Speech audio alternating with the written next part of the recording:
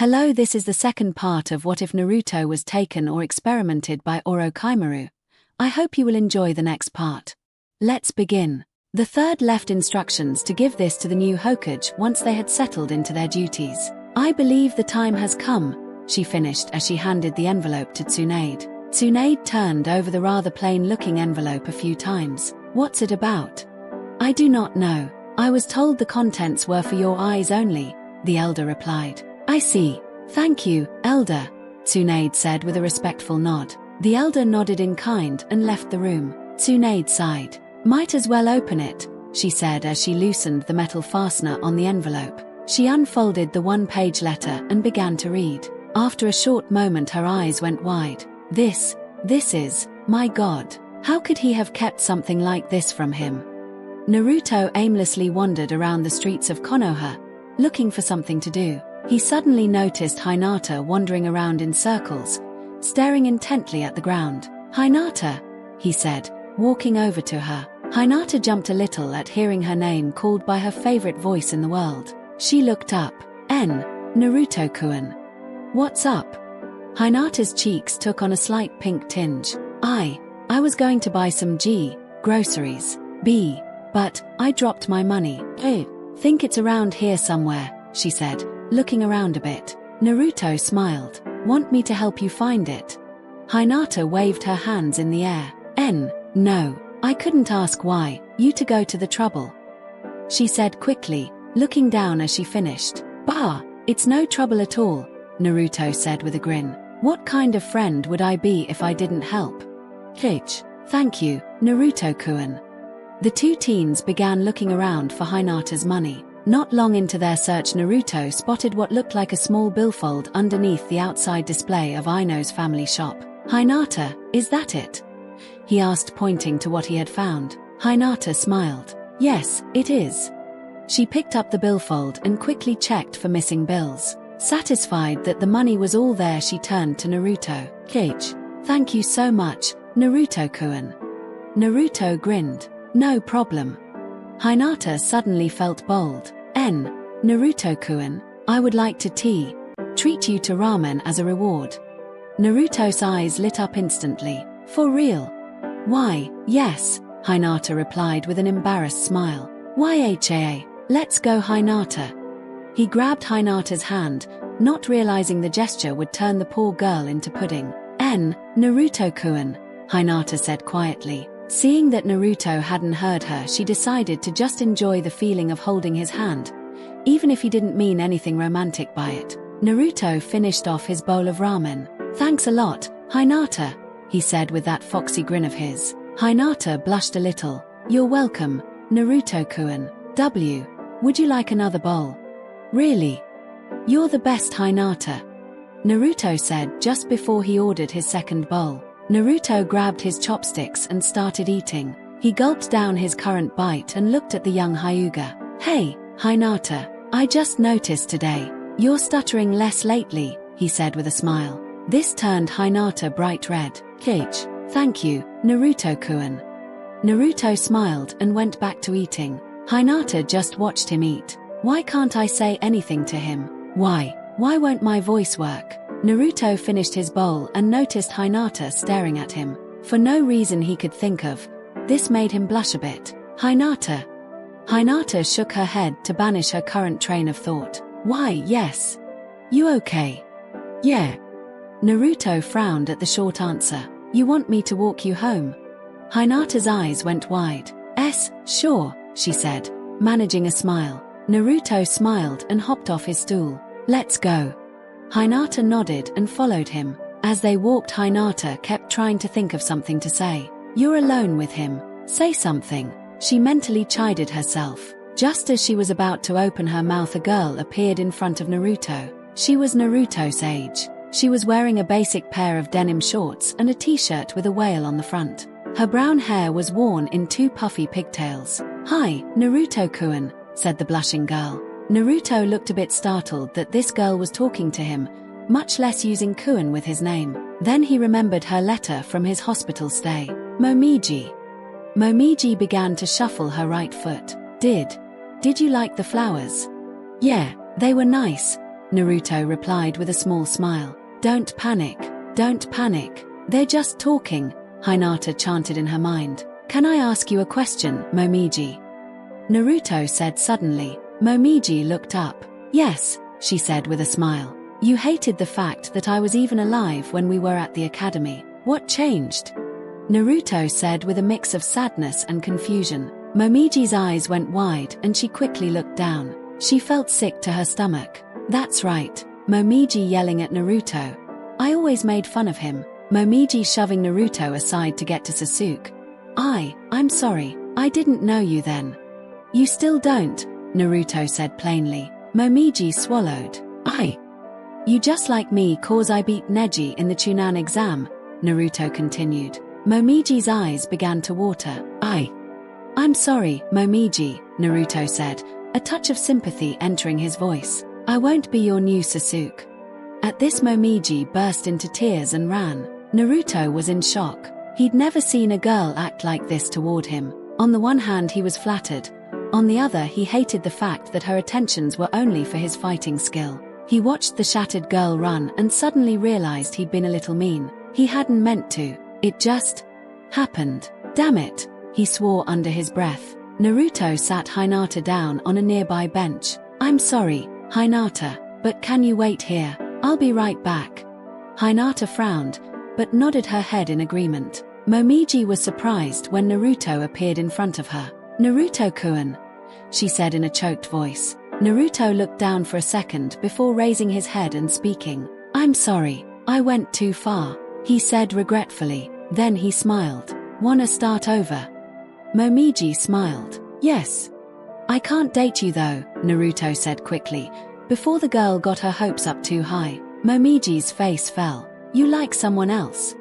Naruto smiled apologetically. Yeah. Oh.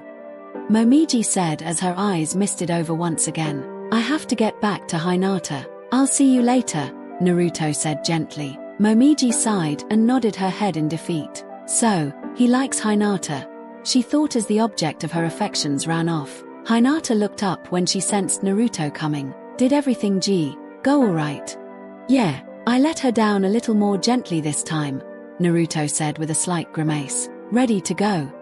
Hinata nodded happily and stood. The two resumed their walk to the Hyuga estate. As they came within sight of the house, Hinata began to feel a little sad that their walk was drawing to a close. She stopped mid-step, causing Naruto to bump into her. Hinata? Naruto questioned. Hinata turned around, realized their faces were uncomfortably close and took a step back. She tented her fingers and blushed a bit. Naruto-kun, did you have anyone that you like? A bit of pink touched Naruto's cheeks and he rubbed the back of his head in embarrassment. Why, yeah, I kinda like Sakura-chan. Hinata's face fell. Oh. A look of confusion came to the blonde's face, which quickly turned to one of wide-eyed realization. Hinata, do you like me? Hinata's eyes widened in fear of being found out. Is my house? I have tea to go, she said as she ran to the house. Hinata. Naruto called after her. He wanted to follow her, but he was still in shock, and as such, his legs refused to move. Hinata likes me, he thought in confusion. All the times he had talked to her came rushing back to his thoughts. The way her stuttering got worse whenever she spoke to him. The way she always seemed nervous and blushed when she was around him. It suddenly all hit him like a ton of bricks. Hinata likes me. Naruto stood in stunned silence for a few moments, then turned around and started walking towards home. Uzumaki Naruto had a lot to think about. 3 hours after she had received it, Tsunade read the letter in front of her for the 15th time, and every time she did, it made her feel sick inside. She sat down on the couch and let out a sigh. I wish I knew what the hell to do, she thought. She was suddenly brought out of her reverie by a loud voice. Granny Tsunade. Naruto yelled cheerfully as he bounded into Tsunade's living room. Tsunade's eyes widened as she quickly put the letter under the stack of books on the coffee table in front of her. It's 5 o'clock. Tsunade glanced at the clock on the far wall. So it is. She stood and walked over to the Chunin guard standing next to the doorway. Shikamaru, I'm taking Naruto down to the training field. Let me know if I'm needed. Yes, Tsunade-sama. Naruto waved to the boy as he walked out the door. Later, Shikamaru. Yeah, Shikamaru answered with a small smile. Naruto leapt to the top of the first metal ball and then to the top of each one after that. After landing on the platform on the other side, he shot downward, grinning as he saw a large, cement circle on the ground with the symbol of the leaf painted on it in red. He pushed off the branch he was on, made a flip in the air and landed on the leaf symbol in triumph. Just before the entire circle fell inward, dropping him into very deep pit with sharp spikes at the bottom. H! He yelled. He twisted his body so he was facing downward, bit his finger and made the seals for frog summoning. Kuchios no Jutsu. There was a puff of smoke, followed by an ear-shattering explosion of dirt and cement. When the smoke cleared, Gama Bunta sat in the middle of a huge crater, looking very irritated. Tsunade's eyes were wide in shock. She remembered the tiny frog he had summoned when they battled Orochimaru. Of course, she had had no idea that Naruto had summoned Gama Bunta before. How in the seven hells did he summon him? Gama Bunta rolled an annoyed eye up towards the 13-year-old boy on his head. Hey, brat, I don't like being summoned in the middle of a fall. A vein popped on Naruto's head. I'm your subordinate, aren't I? He yelled indignantly. Tsunade's eyes re-widened. Naruto is his subordinate. When did this happen? She suddenly decided she didn't like not being part of the conversation. Gama Bunta. The giant frog turned his head toward the voice that had just called to him. He gave her a wry smile when he saw Tsunade. Tsunade, you're loud as usual. Tsunade's eyebrow twitched, but she smiled. When did Naruto become your subordinate? Gama Bunta cocked an eye ridge. About 8 months ago. A confused look crossed the face of the fifth Hokage. Then why couldn't Naruto summon him back then?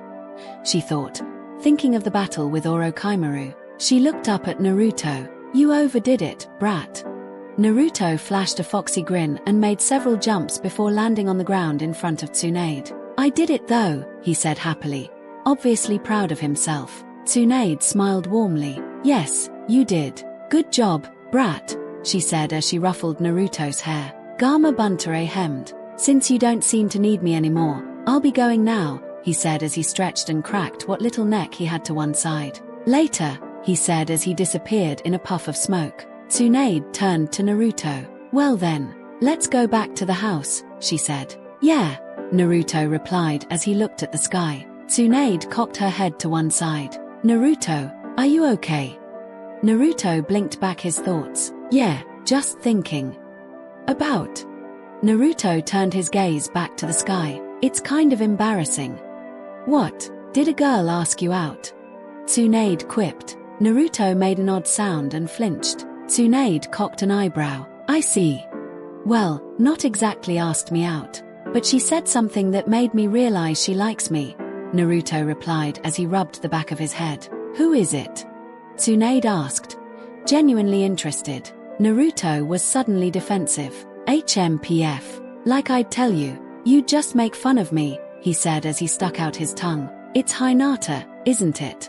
Tsunade said with a self-satisfied smirk. Naruto nearly bit the tongue that was still sticking out. How did you? Tsunade started laughing. Brat, I swear you are the only one who didn't know she likes you. Naruto simply looked down and grunted in irritation at having been laughed at for not having common knowledge. Tsunade cocked her head to one side thoughtfully. So what?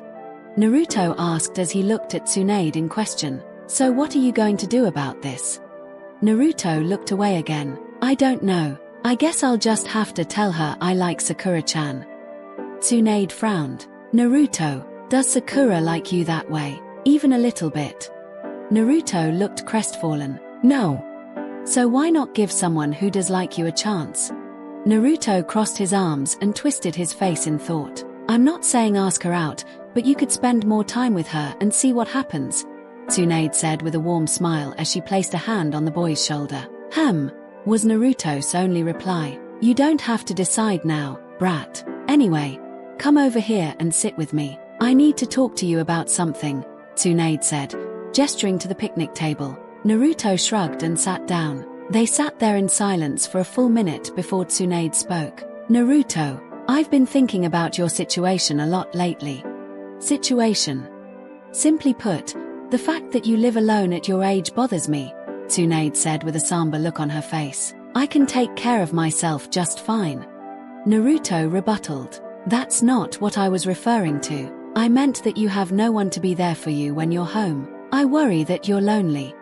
Naruto shrugged. Maybe a little, but it's not like it's a new thing, why no? The casual way Naruto spoke about loneliness made Tsunade feel like she'd been punched in the stomach. I was wondering if you would like to change that, she said carefully. Naruto looked at her strangely. Tsunade let out a long breath. Would you consider staying at my home permanently? What? Naruto said in confusion. I'd like to adopt you. Tsunade said with hope in her voice. Naruto, for his part, froze in place. These were words that he had never expected to hear in his lifetime. I'd like to adopt you. I'd like to adopt you. They echoed in his mind for what seemed like an eternity before he spoke. I don't need to be pitied, he said sadly. It's not pity. Tsunade replied, raising her voice a bit as she used her hands to raise herself up by pushing on the top of the table. She let out a sigh and sat down heavily. It's not pity. You're like a younger brother to me. I care about you like family. That's why I want to adopt you. You don't have to decide now, but I want you to know that even though I'd legally be your mother, I wouldn't treat you like a baby. You'd have pretty much the same life you did before. Just more people to share it with, she finished with a smile. Naruto considered this for a moment. I'll think about it, he said, a barely noticeable smile tugging at one corner of his mouth. Tsunade smiled warmly. Good. Let's head back to the house. Naruto nodded and followed the fifth Hokage through the dense trees. When Izumi reached the dining room, Naruto was just finishing his ramen and was about to ask for seconds. Naruto noticed she looked distracted. Hey! Izumi turned toward Naruto. Yes. Are you okay? Naruto asked. Izumi made a half-hearted smile. Yes, I'm fine. Okay, Naruto replied as he went back to eating. Izumi watched the boy sitting at the table. She'd had a lot of time in the past few days to think about how she had acted toward him. She had always considered herself to be a kind person, and knowing that she had willingly made an innocent boy feel so badly make her sick inside. It was time to set things right, even if it wasn't easy for her. Naruto, Izumi said. Naruto looked up at the woman, his cheeks stuffed full of ramen. Mra, meaning yeah. Izumi grimaced at having seen some of Naruto's ramen as he spoke with his mouth full. She cleared her throat. I wanted to apologize. Naruto swallowed. Izumi looked as though she were trying to find the right words. I was mean to you. I thought you were the Kyuubi. I'm sorry, she said as though the words were hard to get out. Naruto simply stared at Izumi, confused. None of the adults had ever apologized to him before. Thank you, Naruto said, his eyes becoming misty. Maybe we could start over. Naruto wiped his eyes and smiled. Yeah. Izumi made a small smile, turned around and went into the kitchen. Tsunade smiled warmly as she looked at Naruto. Someday, brat. Someday all of them will apologize. The moonlight that cascaded through his window suddenly made him think of nothing but visiting Hinata, simply for the fact that the source of that light reminded him of her eyes. What should I do? Naruto let his head fall to the side so he could see the moon better. He could have sworn he saw her face appear on its luminescent surface. Okay, he said decisively. I'll go talk to her. With that, he jumped up from his bed and left for Hinata's house. Hinata lay on her bed, thinking, how can I face him now that he knows? A knock sounded on her door. She pushed herself to a sitting position. Yes. The door opened and Neji's head poked through. Hinata-sama, Naruto is here to see you. Hinata made a high-pitched, short squeak as her eyes went wide as dinner plates. Please tell him I'm not available. Neji sighed and walked into the room. Hinata-sama, hiding from the man who is the object of your affections is not becoming for a future leader of our clan. He stood in front of her, arms crossed. It displays cowardice. The clan will not follow someone who cannot face their fears. Hinata made her usual tented fingers gesture. But. Neji's expression became one of irritation as he pulled Hinata's fingers apart. And stop doing that. It makes you look indecisive and weak. Hinata gulped and nodded. Hi, Neji-san. Neji pointed at the door. Go, he commanded. Hinata started to bring her fingers together, stopped herself and stood up. Okay, she said as her face took on a determined look. She walked out the door, leaving behind a very self-satisfied Neji. Good luck, Hinata-sama, Neji thought with a smile. Naruto kicked the pebble he'd been beating up for the last 8 minutes, for the 100th time. He heard a noise behind him and turned around to see Hinata standing just beyond the light of her open front door. He was struck by how she looked. He was so used to seeing her in that bulky jacket of hers that the sight of her in denim shorts and a t-shirt made quite an impression. Hinata-chan is so cute, he thought before he could stop himself. Whoa, where'd that come from? He thought as she walked up to him.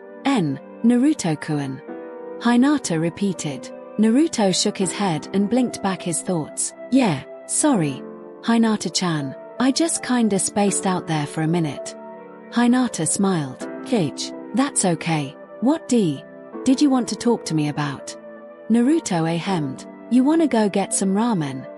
I'd like that, Hinata said, surprised by the fact that she had just completed a sentence without stuttering while talking to Naruto. Great, Naruto said as he started walking. A few minutes into their walk, Naruto spoke. Hinata-chan, do you remember what you said this morning? Suddenly the blue or black-haired Hyuga wanted to run back to her room and dive under her bed. Why, yes, she replied nervously. She nearly made her finger-tenting gesture when a vision of Neji entered her mind. It makes you look indecisive and weak. She quickly put her hands back down at her sides. Well, I came to tell you that I don't feel the same way, Naruto said, his voice filled with apology. Oh, Hinata said, as her eyes misted over. But Naruto continued. Hinata looked up at Naruto with a glimmer of hope in her eyes. There's a but. We can hang out more, and maybe after a while I'll change my mind, Naruto said with a smile. Hinata smiled widely. Really? Yep. No promises though. Do you mind just being my friend for now? Naruto asked. Hinata's smile was bordering on a grin. No, thank you, Naruto-kun. Naruto flashed her a foxy grin. Now let's go get that ramen, he said as he grabbed her hand and ran with her toward his favorite ramen stand. Naruto slurped up the last of his ramen and paid his bill. He turned to Hinata. I don't feel like going back to Granny Tsunade's house yet. You wanna hang out for a while? Sure, Hinata answered with a smile. They stepped out of the ramen stand and began walking down the quiet street. Hinata looked up at a large clock hanging from a building. It read 9 o'clock. I hope father won't be angry with me for staying out this late, she thought. Naruto and Hinata wound up near a pond not far from the base of the Hokage monument. Hey, Hinata, Naruto said suddenly as they neared the water's edge. You know how to skip rocks? Hinata replied, shaking her head. Naruto began scanning the ground for an appropriate rock. He found 2 of what he was looking for and handed one of them to Hinata. Just curl your wrist and then flick it like this, he said as he made the rock jump over the surface of the water 8 times. See, not much harder than throwing shuriken. That was great, Naruto-kun. Hinata said in admiration. Naruto grinned. Try it. Hinata squinted her eyes in determination. She threw the rock. It skipped twice. I did it, she said excitedly. Naruto was taken by surprise at this sudden outburst from the normally quiet girl. Nice, Hinata. When she turned to smile at him this time, he was surprised when his heart skipped a beat. Naruto-kun? Hinata questioned, noticing the stunned look on the boy's face. Nothing. He desperately tried to think of something to change the subject. So, are things with Neji any better? He asked as he sat down on the ground. Hinata joined Naruto. Yeah, he's been much nicer to me since the Chunan exam. How about you? Heard you have been staying at Tsunade-sama's house. Yeah, you wanna hear something crazy? Naruto asked. Okay, Hinata replied, sounding unsure of Naruto's question. She wants to adopt me. Naruto said in a slightly more serious voice. Naruto-kun, that's wonderful. She saw Naruto's serious face and her enthusiasm melted. It's not wonderful? She asked in confusion. Naruto let out a long sigh. I don't know. I I like my apartment. It's nice to know she cares about me. But Naruto-kun, I'd think you should tell her yes. I would be so happy to know that you aren't living alone anymore. I hate seeing you go home and not have anyone to welcome you, Hinata said with some sadness. Naruto looked at the ground. I guess that'd be nice. After a moment of silence he spoke again. Thanks, Hinata-chan, he said as he turned his face up to look at her. The combination of Naruto's warm smile, the moonlight making his face glow and the beauty of the setting around them made Hinata nearly dizzy as her heart pounded in her chest. No problem, Hinata answered. Blushing a furious bright red, she suddenly made a small gasp.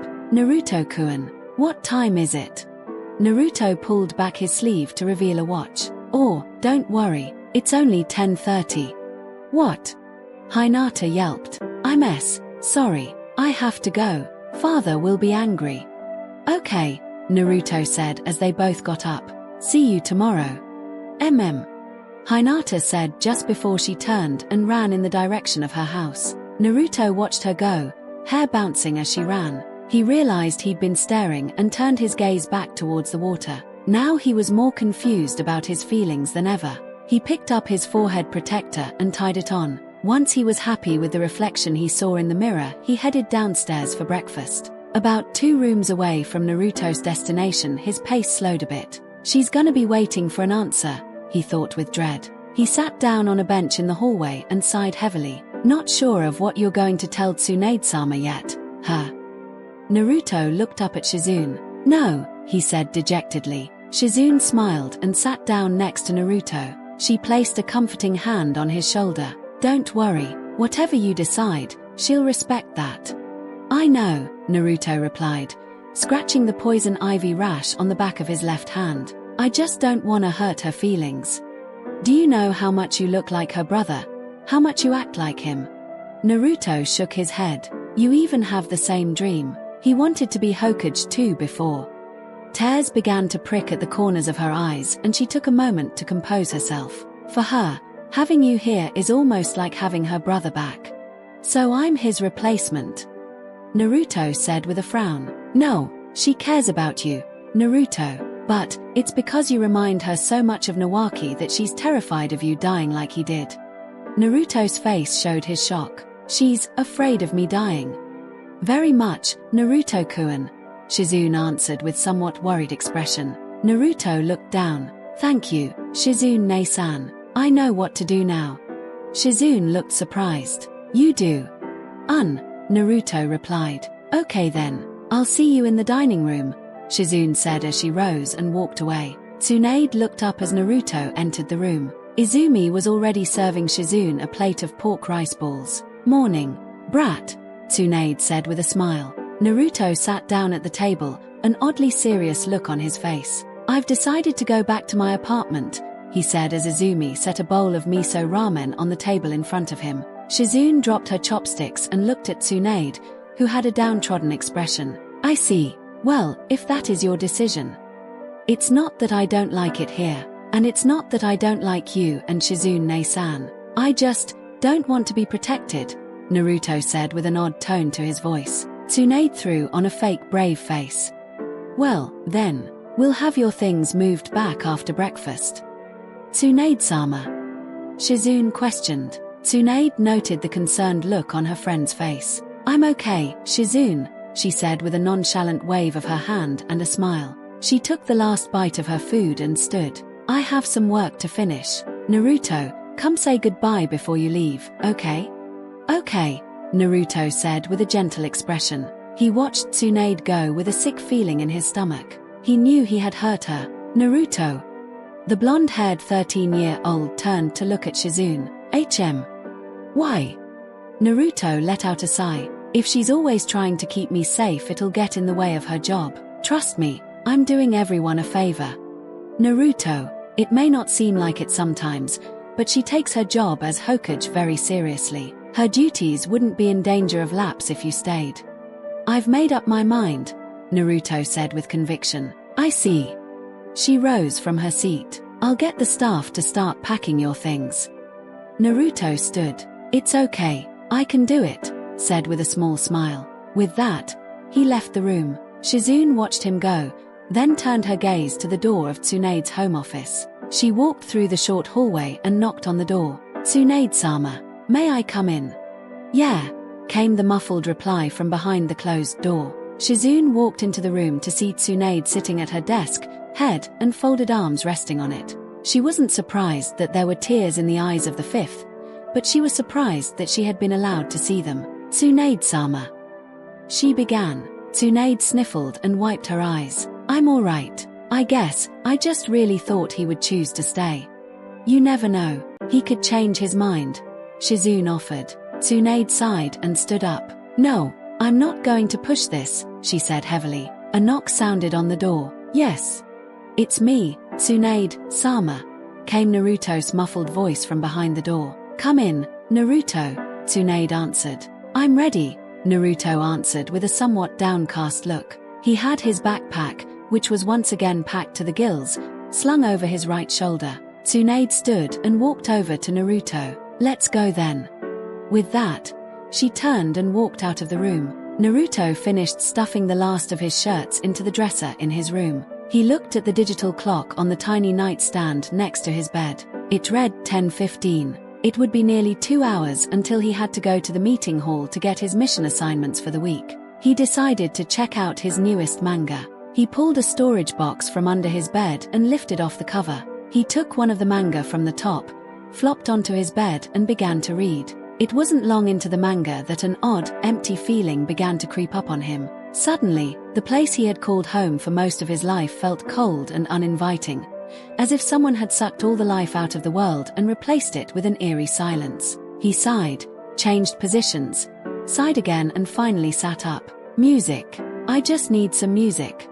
He turned on his very run-down-looking radio and tuned it to his favorite station. Rock music flooded the room and he tried to go back to his manga. Sakura was sitting on the roof of one of the Konoha buildings, trying to think of a way to change Sasuke's mind. A flash of Lee's concerned face invaded her thoughts. She shook it away. "Why the hell do I keep thinking of Lee-kun?" she thought in irritation. "I love Sasuke-kun. I will always love Sasuke-kun. Even if he never loves me back, I still. She pulled her knees up to her chest and rested her head on them. "I'm so confused," she thought as a tear ran down her face. She wiped her eyes and stood. "I won't give up," she said with a determined look on her face. Suddenly, there was someone beside her. She did the first thing she could think of against the intruder. She belted him one. Sakura watched in horror as Naruto fell off the 3-story roof. "Naruto!" she yelled as she skickly dove off the roof, landing just before Naruto hit the ground and caught the unconscious boy. Both teens rolled backwards over the grassy yard behind the building, skidding to a halt just in time to avoid slamming into a tree. Sakura sighed in relief. Looking him over, she decided he would be fine. "Naruto," no response, "Na." She began when she noticed that his shirt and jacket had been pulled almost completely off when he had slid off the roof. But that wasn't what had broken her sentence. She had seen a fairly large, oddly shaped scar on the upper right portion of Naruto's chest. When did he get that? She wondered. As she bent down to more carefully examine the scar, her eyes widened. Flashback. Sakura stared in horror at the scene before her eyes. The masked boy had jumped in front of the deadly Rakiri to save Zabuza. Kakashi's fist was now through that boy's chest, sticking out of his back on the other side. End flashback.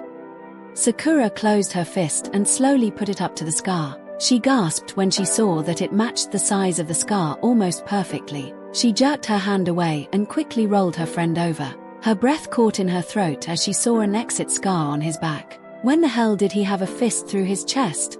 She said in a low, horrified voice. Naruto groaned and put his hand to his head. Ahen. What the hell hit me? A very guilty-looking Sakura walked into Naruto's field of somewhat blurry vision. I did, she said with a grimace. Her expression changed to a frown. But you shouldn't sneak up on me like that, she said, pointing an accusing finger at the blonde on the couch. Naruto simply made an annoyed sound and folded his arms. This action made him realize that he had nothing on his top half. What the? He said with wide eyes. Your stuff is in the washer. It had grass stains all over it, Sakura explained. Oh, Naruto replied. Sakura sat down next to her teammate. Hey, Naruto, do you mind if I ask you a personal question? Naruto shook his head. Sakura let out a short puff of air. How did you get that scar on your chest? Naruto's eyes went as wide as possible. I can't tell you.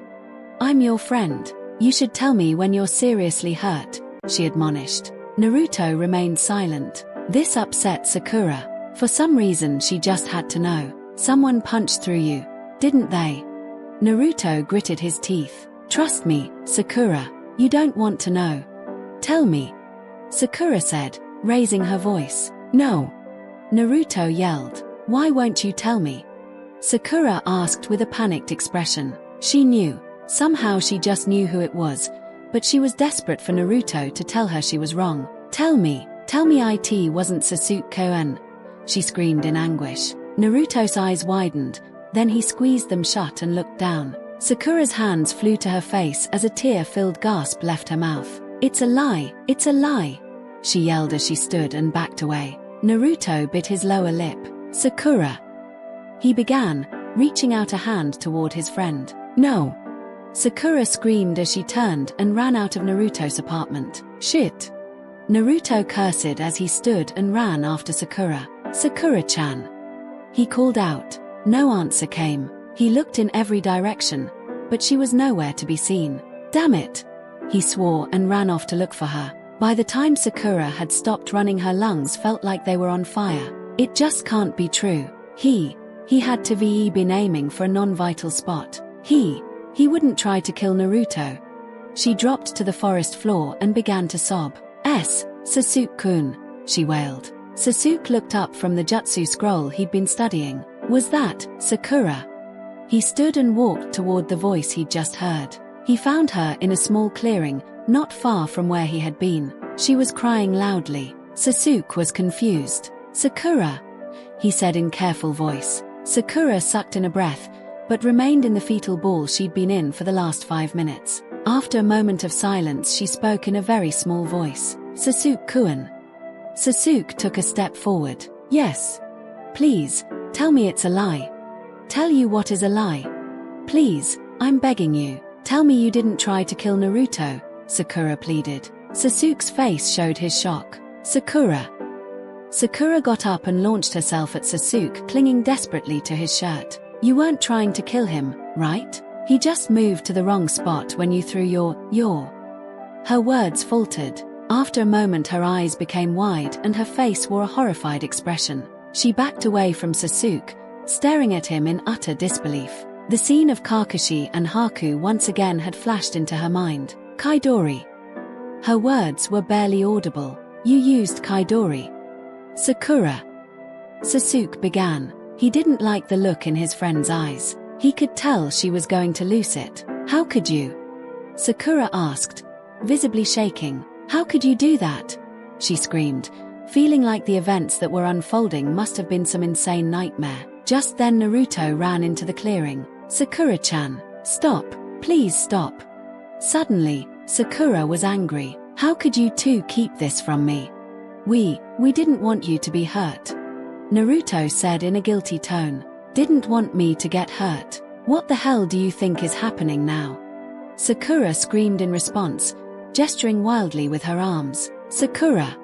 Naruto said as he grabbed her shoulder. Sakura pushed his hand away. No, I won't hear anymore. Sakura, you need to understand.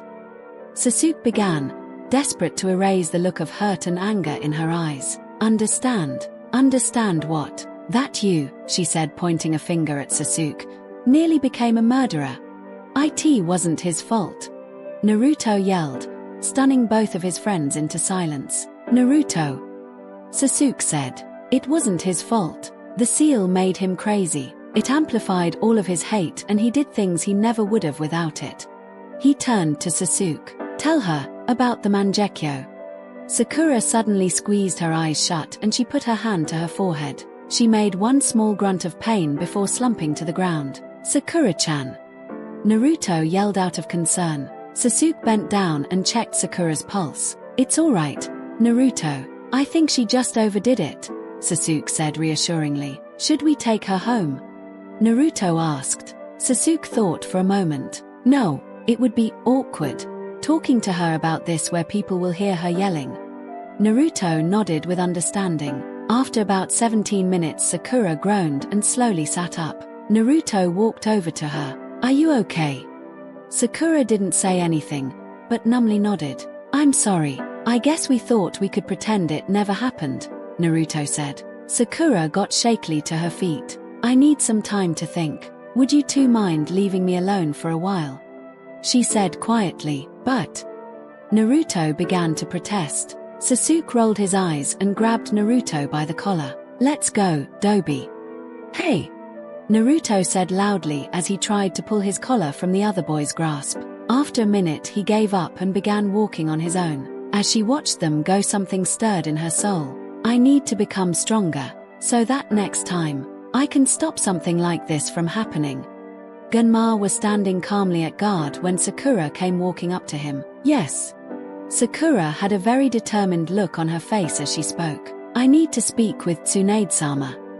He sat down on his bed, thinking. Nothing had been the same since he got home. It's too damn quiet, he grumbled in his mind. He stood and began wandering around the apartment. It seemed so empty, lifeless. He gritted his teeth in frustration. Grah, this is stupid. Living alone never bothered me before, he growled as he paced around the living room. If I'd stayed, she would have treated me like a baby, he yelled to no one. But the more he walked around, the more he felt like he was gonna crawl right out of his skin if he stayed in his old place. Eventually Naruto wound up in front of his wall calendar. His birthday was circled in red. He gingerly touched it as he remembered his 13th birthday. He had been in the middle of training with Jiraya to learn frog summoning and so hadn't been able to have a party. He had been looking forward to it too, since he'd never celebrated with anyone. It would be nice, he said softly. He stood there a bit, turning in a slow circle as he surveyed the apartment. A sad realization came to him and he hung his head in defeat.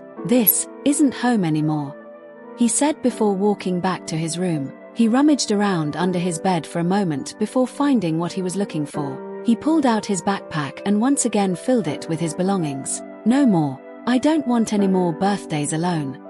Naruto knew where Tsunade would be, her office. He was surprised, however, to find Sakura at the same place. Sakura-chan.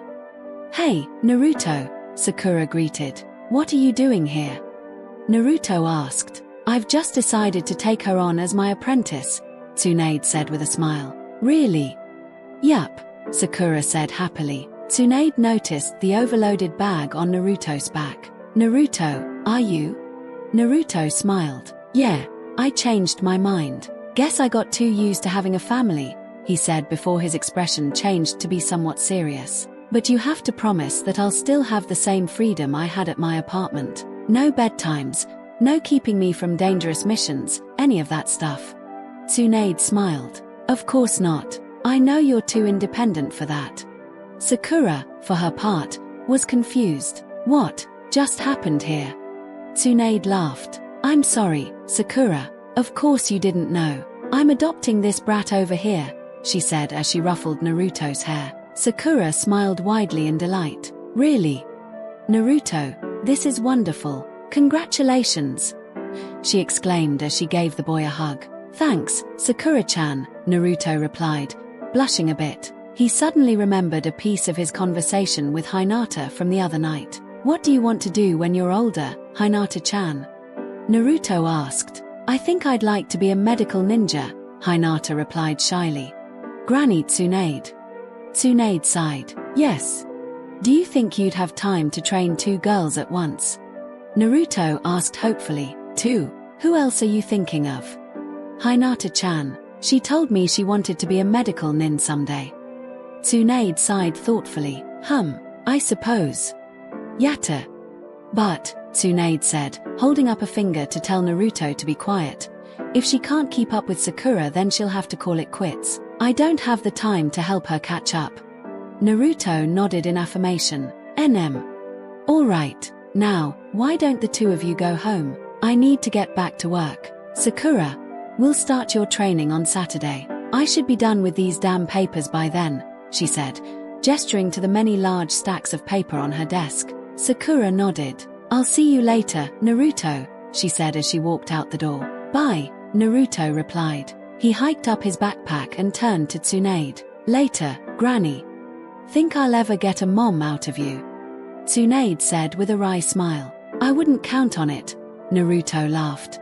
With that, he walked out the door. Tsunade sighed and shook her head, then sat down to resume her daily grind. Naruto finished putting his belongings back in his new room and went downstairs to make some ramen. Once he got to the kitchen, he started going through the pantry, trying to find the delectable noodles. Izumi walked in and made a face when she saw someone was in her domain. Naruto-sama. Naruto turned around. Sama, I'm not a Sama. Izumi hemmed. Yes you are. You're the son of a Hokage. Naruto was confused. How'd you know about that? Izumi smiled. Tsunade-sama called ahead to tell the staff that you were coming back and what the situation was. She also said to tell you to, she hemmed again, and I quote, keep your big mouth shut about it until she makes an official announcement. Naruto frowned and growled under his breath. And by the way, Naruto-sama, I am the cook. If you want ramen, ask me and I'll make you some. If you make your own food I won't have a job, she said with a small laugh. So what am I supposed to do? Naruto asked as he scratched the end of his nose. Read. Tsunade-sama said there's some jutsu books in the living room that she wants you to study, Izumi answered. Naruto's expression was one of irritation and defeat. He sighed and left the room. Naruto stood in the center of the living room, scanning the area in search of the books he needed. The first ones his eyes came to rest on were a small pile sitting on the coffee table. Those must be it, he said as he sat down on the couch and picked up the top book. Tsunade had just finished signing a document when she felt the need to see Sandame's letter again. She pulled open the drawer she kept it in and saw it wasn't in there. Where? Suddenly her eyes widened and her heart sank into her stomach. No, she said in a horrified whisper, remembering how she had hastily hid the letter under the books on the table. Quickly, she dialed the number for her home. Please don't let me be too late, she thought. Nabiki was walking past the phone in the hall when she heard it ring. She picked up the receiver. Hello. Yes, this is Nabiki. Oh hi Tsunade-sama. Pause. Naruto? No, I don't know where he is. Okay, I'll check. I'll see you when you get here. Bye. She hung up the phone and ran toward the living room. She sounded so urgent. I wonder why she doesn't want him reading them. She thought in reference to the books Tsunade had told her to stop him from reading. When she reached her destination, she saw Naruto sitting on the couch. Naruto-kun, she called. No answer. She walked around to the front of the couch. Naruto was holding a piece of paper and seemed frozen in place. His face wore an expression of extreme disbelief. Naruto-kun? Tsunade ran as fast as her legs would allow her. How could I be so stupid? She thought, berating herself. Her home came into view. Thank God the house is so close to my office. Please let me be in time, she said as she put on an adrenaline-induced burst of speed. Tsunade burst through the living room door. Naruto! She yelled in desperation. She realized immediately upon seeing him that she was too late. She slowly walked up to him. Naruto!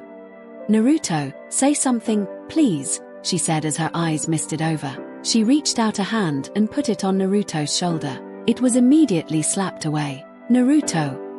How long? Naruto choked out, his voice shaking with rage. How long, what? Tsunade questioned. Softly, how long have you known? Naruto spat out, squeezing the life out of the paper in his right hand. Tsunade closed her eyes in emotional pain. Less than a week. Sandame said that I could tell you when I felt you were ready to know. I just wasn't sure how to determine you that you weren't. Naruto turned his eyes up to look at his adoptive mother and exploded. What right did he have to not tell me who my goddamn father was? He was afraid. Tsunade snapped back. Naruto's face twisted into snarl and his teeth were gritted. Afraid? Afraid of what? Tsunade regained a bit of her composure, but her voice was still raised. Do you have any idea how many enemies your father had? Naruto continued stewing, sucking in breaths through his teeth as he tried to hold back his tears. If everyone knew you were the son of Yondaime, there would have been people trying to kill you in your crib. Nabiki gasped and her hand flew to her mouth. He's the son of the fourth. The tension in Naruto's face subsided a bit. Why? he asked as his tears began to flow. Why couldn't he at least tell me? He cried. He felt he had been betrayed by at least 2 people who were dear to him, and it hurt. His anger ebbed away as it was replaced a weary sadness. He was afraid you might tell someone, either during a fight or when people made fun of you. Tsunade's answered gently as she sat down on the couch next to her son. And, since it's your dream to become Hokage yourself, Sandaime believed it was that much more important not to tell you. Please understand, Naruto, he didn't want you to be killed. Naruto sighed, pulled his legs up to his chest and quietly rested his arms and head on them. It was then that the truth of his heritage sunk in. I'm the son of a Hokage, he said softly, after a moment excitement began to fill every fiber of his being. I'm the son of a Hokage, he said with a short laugh of joy. Tsunade smiled in relief. This wasn't turning out to be the tragedy she was afraid of. Twice over even, she remarked in reference to her adopting him. Naruto was grinning from ear to ear. In the space of a few minutes, he went from being some random orphan to being the son of the most revered Hokage in the history of the village. He turned to Tsunade. He suddenly had a million questions. Do you have any pictures of him? What about my mom? What's my real last name? He blurted out in one breath. Tsunade held up a hand to indicate that Naruto should calm down. Hang on a minute. Before I tell you anything, you have to promise me that not a word of what you found out today leaves this room. And that goes for you too, Nabiki. Hi, Tsunade-sama, Nabiki answered. Naruto's face fell a bit. I can't even tell Sakura-chan and Sasuke. Tsunade shook her head. I suppose. Just make sure they know that it's extremely important that no one else is told. She turned to Nabiki. Naruto and I are going to be my office for a while. Make sure no one disturbs us unless it's urgent. She smiled at Naruto. We have some memories to discuss. Naruto smiled broadly. Tsunade shut the door. Sit down, she said, waving a hand toward the small couch on the east wall. Naruto did as instructed. Tsunade walked over to her desk and unlocked the left drawer. From the drawer she pulled a scroll and a small photo album. She sat next to Naruto on the couch and handed him the scroll. What's this? Naruto asked as he turned the scroll over in his hands. A letter from your father, Tsunade said gently. A letter from my father. Naruto froze. He felt like he couldn't breathe. Naruto, Tsunade said, trying to break the boy out of his trance. Naruto blinked back his thoughts. Why, yeah, he said as he gingerly began to open the scroll. He unrolled the parchment and began to read. Naruto, if you're reading this, then the third must believe you are finally ready. I commend you on gaining the strength of will needed to keep your lineage a secret. I don't have much time left. I must perform a jutsu tonight that will mean my death. I regret that you won't have a mother either. At this point in the letter, Yondaime's writing had become a bit slurred. She died in battle tonight, fighting the Kyuubi. Naruto closed his eyes as some tears leaked out. He knew his father was dead. Sandaime had told him that much, but he had always secretly hoped his mother was alive somewhere. I'm so sorry, Naruto. I tried to keep her safe for you, but she was an Anbu captain and she felt she was needed. You look so much like me. Your hands are so small. I wish I could hold them as you grow, just to know I won't see you graduate from the academy or be there on your wedding day. I'd rather die 1,000 times than feel this pain. I'm sealing the Kyuubi within you. Hopefully, its power will protect you in my place. Sandaime has convinced me that it's best if you don't know who you really are until you are able to keep it a secret. There are many people who would try to kill you if they knew you are my son. I hope you won't hate me for the pain you'll no doubt endure from the people of Konoha. Don't judge them too harshly, little one. They've been through hell today. So many deaths. Please know that I love you, and even though she barely got to meet you, your mother also loved you very much. Her name was Kushina. She was a very beautiful lady and she had such a kind heart. I wish you could have known her. There were some dark spots on the paper where the ink had run a bit. Naruto could only assume they were tears. I'm not sure what else to write. There's so much I want to tell you. I know I'm the Hokage and that I must make sacrifices for Konoha, but you shouldn't have to. Please forgive me for what I must do. Sandaime just told me that the sealing circle is complete. You look like a small angel with all the candles around you. Be a good boy. Try not to cause too much trouble. If you're anything like me, then I know whoever takes care of you is going to be driven insane. Treat the ladies with respect. Not that I'm the one to talk though. At least, not until your mother straightened me out. I have to go. I love you so very much. Be safe. Namikaze Minato. P.S. If you ever run into a man named Jiraya, don't listen to a damned thing he says. He'll turn you into a pervert. Naruto laughed a little as he wiped away his tears. Tsunade looked at him strangely. What is it? She asked. Naruto chuckled a little. He told me not to listen to Ero Senning. Tsunade found this so amusing that she laughed till she could barely breathe. Once she managed to stop herself, she opened the photo album that had come dangerously close to falling off her lap. I've had these for a long time. I never thought they'd be so important. Naruto just stared at the first picture. Minato was sitting in a tree looking down at whoever was taking the picture. Naruto touched the image of his father. I wish you were here. He turned the page and saw Minato standing next to a woman with short red hair. Something about her just screamed tomboy. That would be your mother, Tsunade answered a little sadly. Wait, if you knew my parents, then why didn't you know who I was? Naruto asked suspiciously. Tsunade swallowed. The third told us that you died when your mother was killed, and that Minato gave you the name Uzumaki to honor Kushina. Tsunade sighed heavily. Minato and Kushina were very close friends of mine. If I had known you were their child, I would never have left Konoha, she said as she slowly clenched her fist. She suddenly sat bolt upright, eyes wide. Wait a minute. Naruto, you have a cousin, she exclaimed excitedly. What? Naruto yelled, dropping the photo album to the floor. Well, first cousin once removed, actually, Tsunade corrected herself. Who? Naruto asked urgently. Dr. Tokiha is Kushina's cousin, so he's also your cousin, Tsunade finished with a smile. Naruto smiled softly. So much family, all in one day. Tsunade put her arms around Naruto and squeezed him gently. Always, brat, from now on you'll always have family. Tsunade sat straight up in bed, eyes burning with anger. Jiraya! She hissed in a whisper. She jumped out of bed, threw on her robe, and opened her bedroom door. Hatake! Kakashi dropped his illusion technique. Hi, Tsunade-sama. Send an Anbu team to find Jiraya, Tsunade commanded. Hi! Kakashi bowed and vanished. As soon as she was sure Kakashi was gone, Tsunade's mask of calm fell like a dead tree. When he gets here, I'll kill him, she growled in her mind. She then walked back into her room and shut the door. 2 days later, October 1st, Naruto and Sakura arrived at the Hyuga estate at 9 a.m. They were picking up Hinata for her and Sakura's first day of training. After waiting about 15 minutes, Naruto became impatient. I'm gonna knock, he announced. Just as he raised his fist to do so, the door opened and a sleepy-looking Hinata appeared.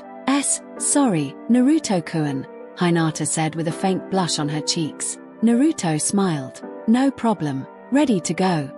Hinata smiled and made an affirmative nod. She turned to Sakura. Good morning, Sakura-san, she said politely. Sakura shook her head. Hinata, we're going to be working together. You can just call me Sakura, she said with a smile. Okay, Hinata replied as the trio started walking. Naruto-kun. Naruto looked at Hinata over his shoulder. Yeah. Thank you for asking Tsunade-sama to train me, Hinata said quietly. Naruto grinned. You're welcome. They were silent for a moment, then he spoke again. Hey, are you too busy on the 10th? He asked. I have to train with Nejini-san, Hinata said with regret. I'm going to a movie. Why?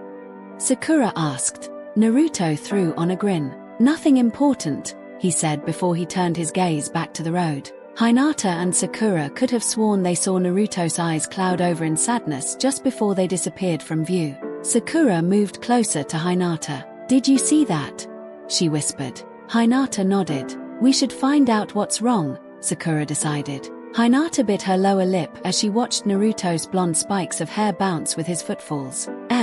Maybe after we get off the main road. Okay, Sakura confirmed. After a few minutes, they turned a corner onto the tree-lined road that led to Tsunade's estate. Sakura and Hinata quickened their pace till they were in step with Naruto. Sakura grabbed his wrist and turned him around. All right, she said firmly. What's going on? What? Naruto questioned. What's so important about the 10th? Sakura pushed. Naruto made a slightly nervous smile. Just a 2-for-1 sale at Ichiraku Ramen, he insisted as he tried to pull his wrist out of Sakura's grasp. Sakura frowned and bopped Naruto on the head. You're a lousy liar. Suddenly, Hinata was in front of Naruto. Please, Naruto-kun, I don't like to see your eyes that sad, Hinata pleaded. Naruto's resolve crumpled under the concerned stare of Hinata's eyes. He suddenly found himself unable to do anything except stare at those eyes. It wasn't until Sakura waved her hand in front of his face that he came back to reality. Naruto, Sakura said loudly. Naruto shook his head. Just what the hell is the matter with me? He thought as he stole one more quick glance at Hinata before answering the frustrated, pink-haired Kunoichi to his right. He sighed in defeat. It's my birthday. Sakura visibly brightened. Why didn't you just say that? Naruto thought for a moment. Well, I've never celebrated it with anyone before, so I felt awkward telling you. Both girls stiffened and let their mouths fall open. Disbelief was evident on their faces. Never. Hinata began, tears pricking at the corners of her eyes. Celebrated. Sakura finished as her face fell into a sad frown. Naruto, she said as hugged the boy in front of her. I'm sorry. Hinata wasn't sure she knew him well enough to have the right to do so, but she joined in the hug, trying desperately not to pass out from all the blood that was rushing to her cheeks. I'll reschedule my training, she said with a smile as she pulled back from the hug. And I can see that movie any time, Sakura added. Naruto smiled happily. Thank you. Ow, I've only got 2 weeks to plan your party. Sakura yelled suddenly. We need cake, streamers, music, she said as she ticked off the items on her fingers. Your first birthday party has to be perfect. Sakura said with her fists balled and flames of determination in her eyes. Naruto just stared at her. Sakura-san, you're kinda scary right now. Jiraya turned around from the peephole he was looking through. It's been a while, Kakashi. He grinned evilly. Care to join me? Kakashi hemmed as he stepped out from behind a tree. Perhaps another time. Tsunade-sama requests your presence. Oh, Jiraya said as he cocked an eyebrow. Welcome girls, Tsunade said with a smile. Sakura and Hinata bowed. Thank you for agreeing to train us, sensei, Hinata said respectfully. You're welcome, Hinata. Now, follow me. Naruto, we'll see you later, Tsunade said as she began to head into the house. I can't go, Naruto asked. Tsunade made a wry smile and leaned in close to his ear. I think you would be a distraction to Hinata, she whispered. A slight pink tinge found its way to Naruto's cheeks. Tsunade laughed in amusement. Naruto frowned. What's so funny? Tsunade clapped a hand on Naruto's shoulder.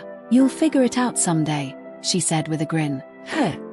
Naruto said as scratched the side of his nose. Tsunade just snickered and walked away. What's she talking about? Naruto thought with a frown. At least he'd better figure it out. I don't want to have to be the one to get it through that thick head of his, Tsunade thought as she entered the house. Orochimaru sat in a chair in front of his fireplace watching the flames as they licked the logs inside. Kabuto, he called. Hi, Orochimaru-sama, Kabuto said as he moved to his master's side. Have you found the third source yet? Orochimaru said with a thoughtfully curled finger supporting his chin. Kabuto nervously cleared his throat. No, Orochimaru-sama. Finding someone who can summon the frogs besides Jiraiya and Naruto is proving difficult. Then you will simply have to pull out one of the frogs by force. Kabuto's eyes widened slightly. Is that even possible? Orochimaru smiled and simply chuckled cruelly. Kabuto moved the chalk fluidly along the stone floor. He finished his work and stood up.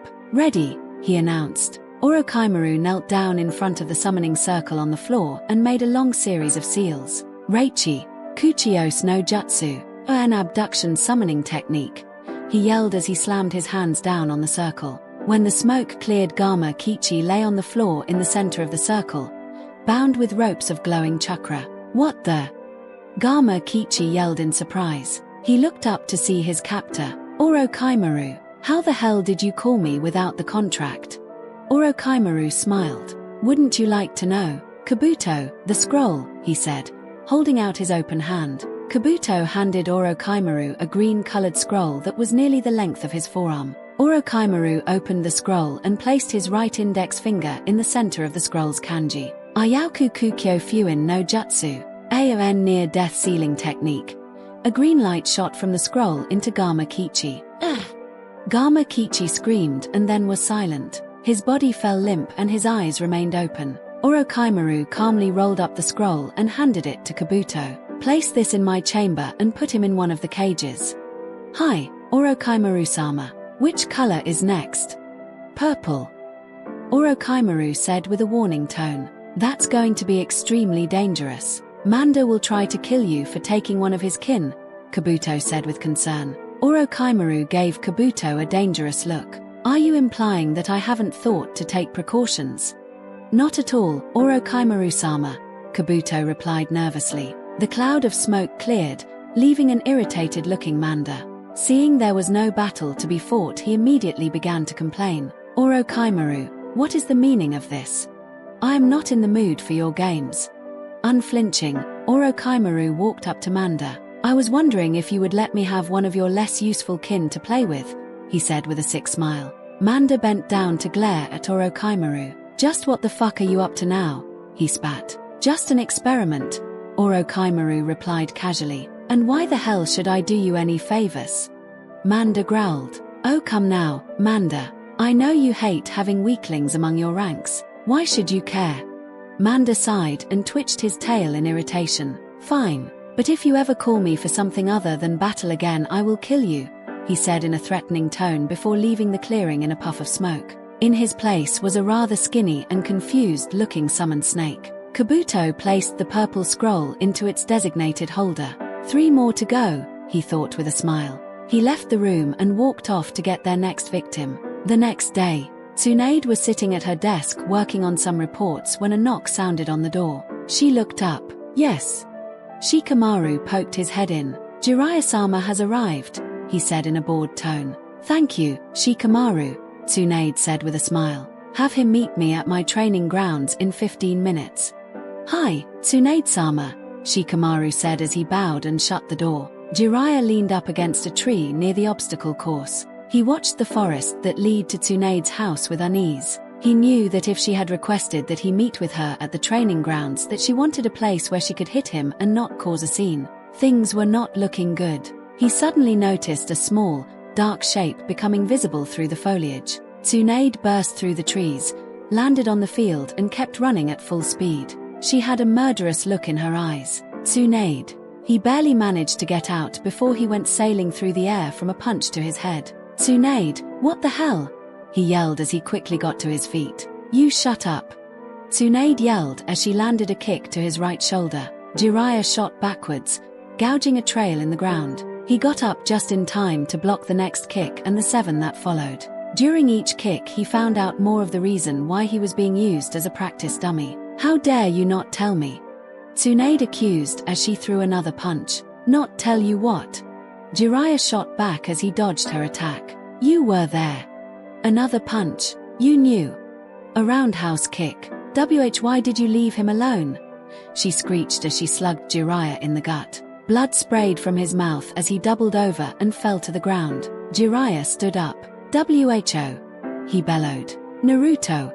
Tsunade screamed as she sent Jiraya into a tree via a side kick. Jiraya looked up at his friend in horror.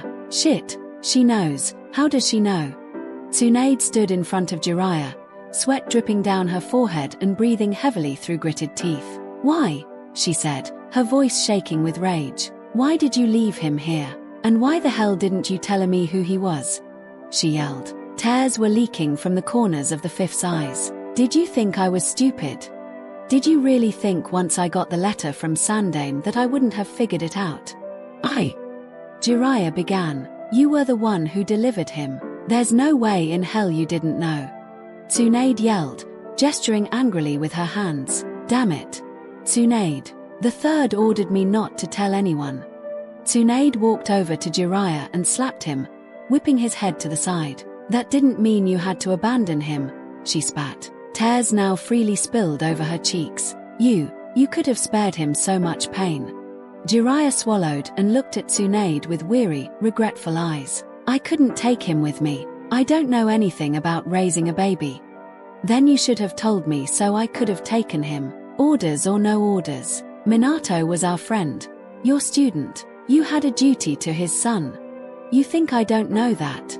Jiraya yelled. He sighed. I was grieving, Tsunade. I loved Minato like my own son. Do you think it was easy for me to lose him? He ran a hand backwards through his spiky hair. I wanted to tell you Naruto was alive. I planned to, but on the day I went to your house to tell you, you were already gone. Someone told me Dan had died in battle. I knew you weren't coming back, so I left too, he finished with a look of sorrow. Tsunade dropped to her knees. Her hands covered her eyes as she sobbed heavily. Jiraya crawled over to his friend. Tsunade, he said as he closed his arms around her. We can't do anything about the past. All we can do is try to make things right again. Tsunade, suddenly feeling uncomfortable in Jiraya's arms, pulled back. He deserves to know that you knew who he was from the beginning. You have to tell him, she said sternly. Jiraya nodded. I will, but after I am done with my reconnaissance. Orochimaru is still after Naruto. I need to find out why. Tsunade seemed satisfied with Jiraya's answer. All right, she said as they stood. But if you don't, you can expect me to do more than just punch you, she said with conviction. Jiraya nodded and walked away. As she watched him go, Tsunade felt her strength leave her. She left the field and plodded back to the house. The door to Naruto's room opened slowly. As the shaft of light from the hallway fell across the sleeping boy's face, a gentle hand reached out and caressed his cheek. I will never leave you alone again, Tsunade promised as she kissed him on the forehead. She turned around and quietly left the room. Jiraya sat on the ground with his back against a large tree. In front of him was an orange frog with blue markings who was about 3 feet tall.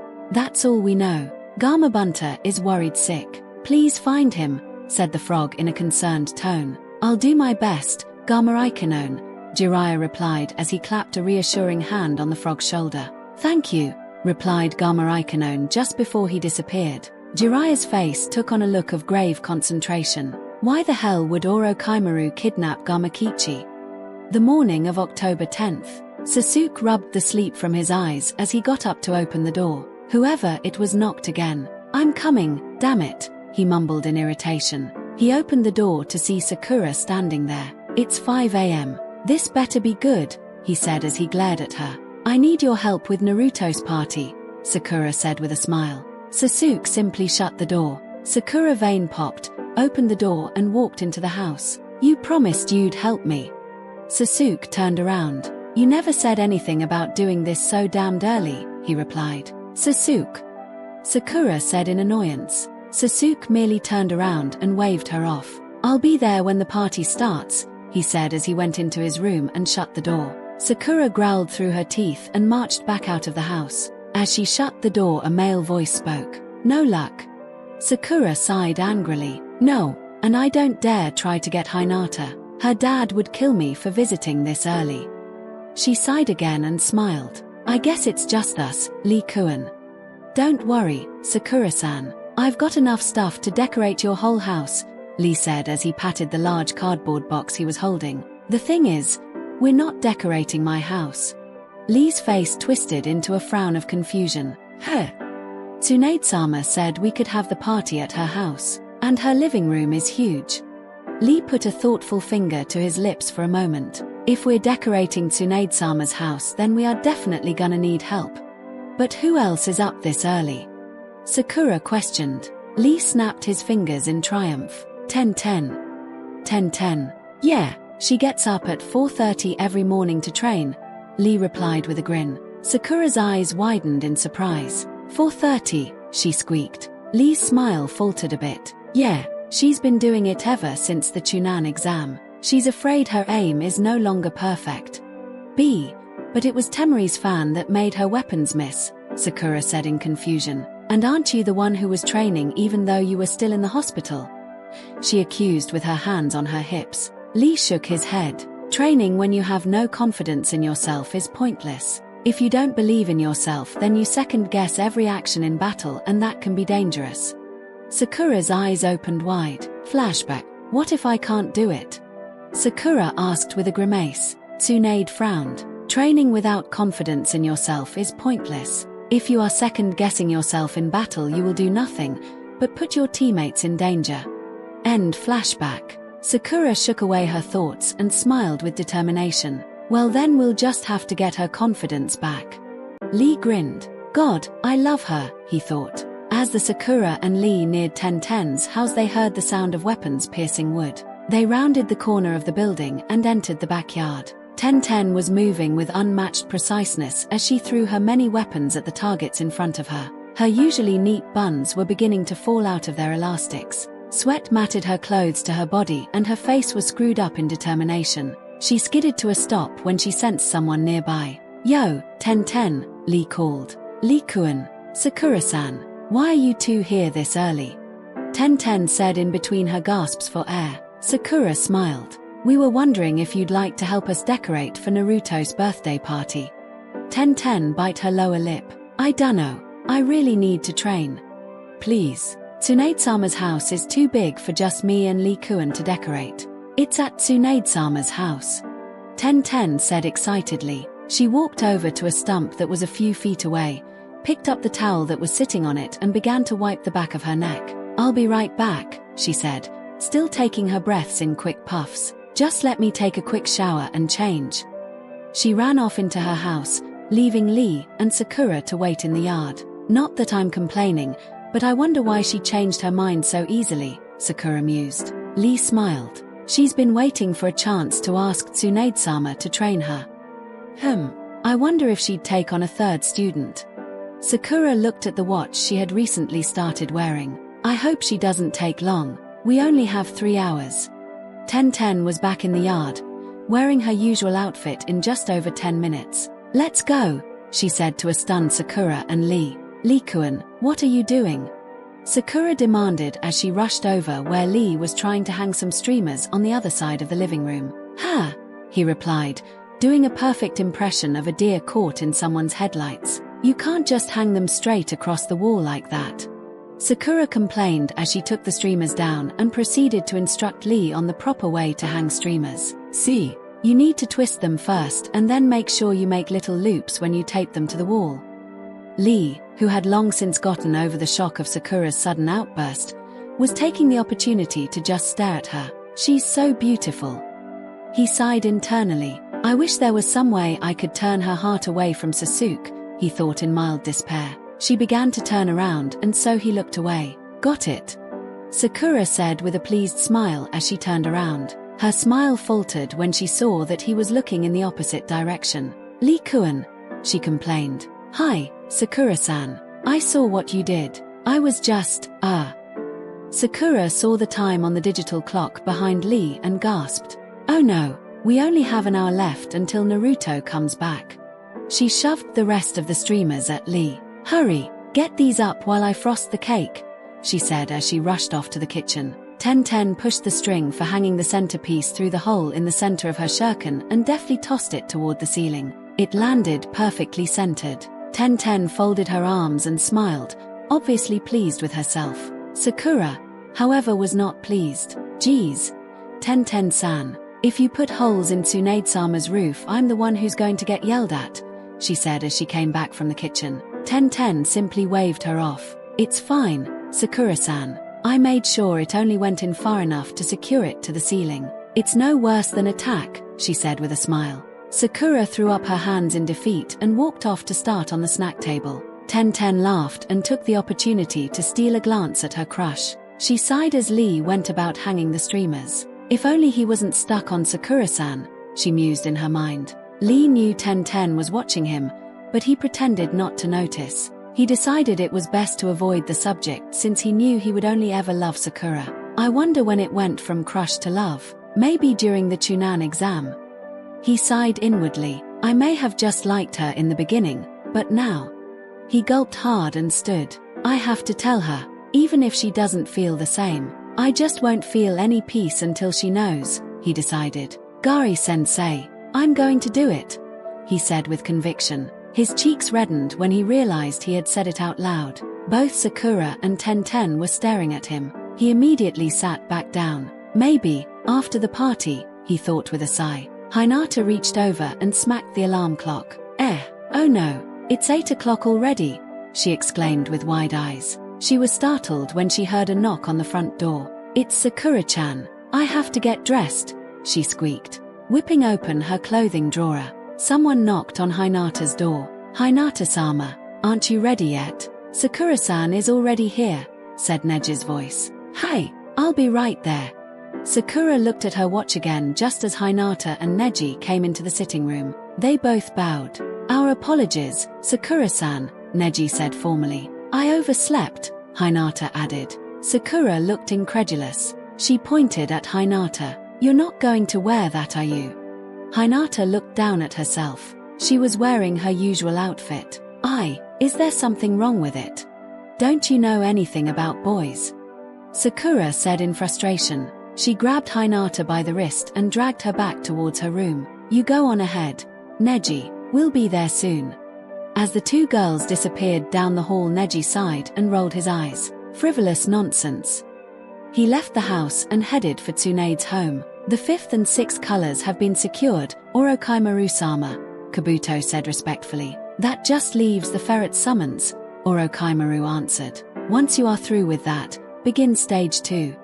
Hi, Orochimaru-sama, how do you plan to take him this time? I doubt he'll fall for the same trick twice, Kabuto said, pushing up his glasses with one finger. There's no way around it now. We will have to take the more direct approach. Assemble a team. We will attack when he leaves for his next mission, Orochimaru commanded. Hi, Orochimaru-sama, Kabuto replied, then vanished. Finally, after 14 years of planning, I will have the ultimate vessel. Coo. Orochimaru chuckled with glee. Jiraya walked up to the gates of Konoha, his conversation with Gamarikano nagging at him. Why do I always receive this kind of information at the worst possible times? He pondered with a sigh. The tower guard opened the gate and he walked on through, heading for Tsunade's estate. Are you sure this is all right?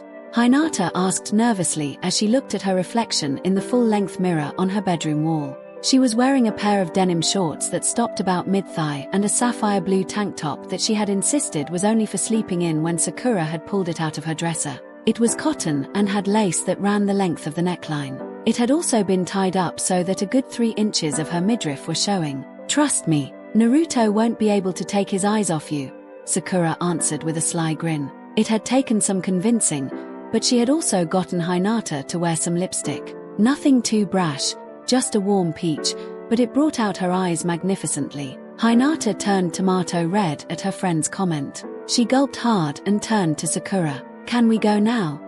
She asked, praying Sakura didn't have anything else in store for her. Sakura grinned and nodded. I think you'll make him sweat thoroughly enough, she said with a wink. Hinata made a small, strangled squeak and Sakura chuckled. As Jiraya neared the road that led to Tsunade's estate, he noticed something that made him smile in amusement. An insistent pink-haired girl was half dragging a very reluctant white-eyed girl by the wrist towards the estate. He made a loud cough as he neared the girls so as not to startle them. Ah, Sakura, Hinata, he called in greeting, having recognized them from Naruto's descriptions. Sakura turned in the direction of the voice that had called to her. Who are?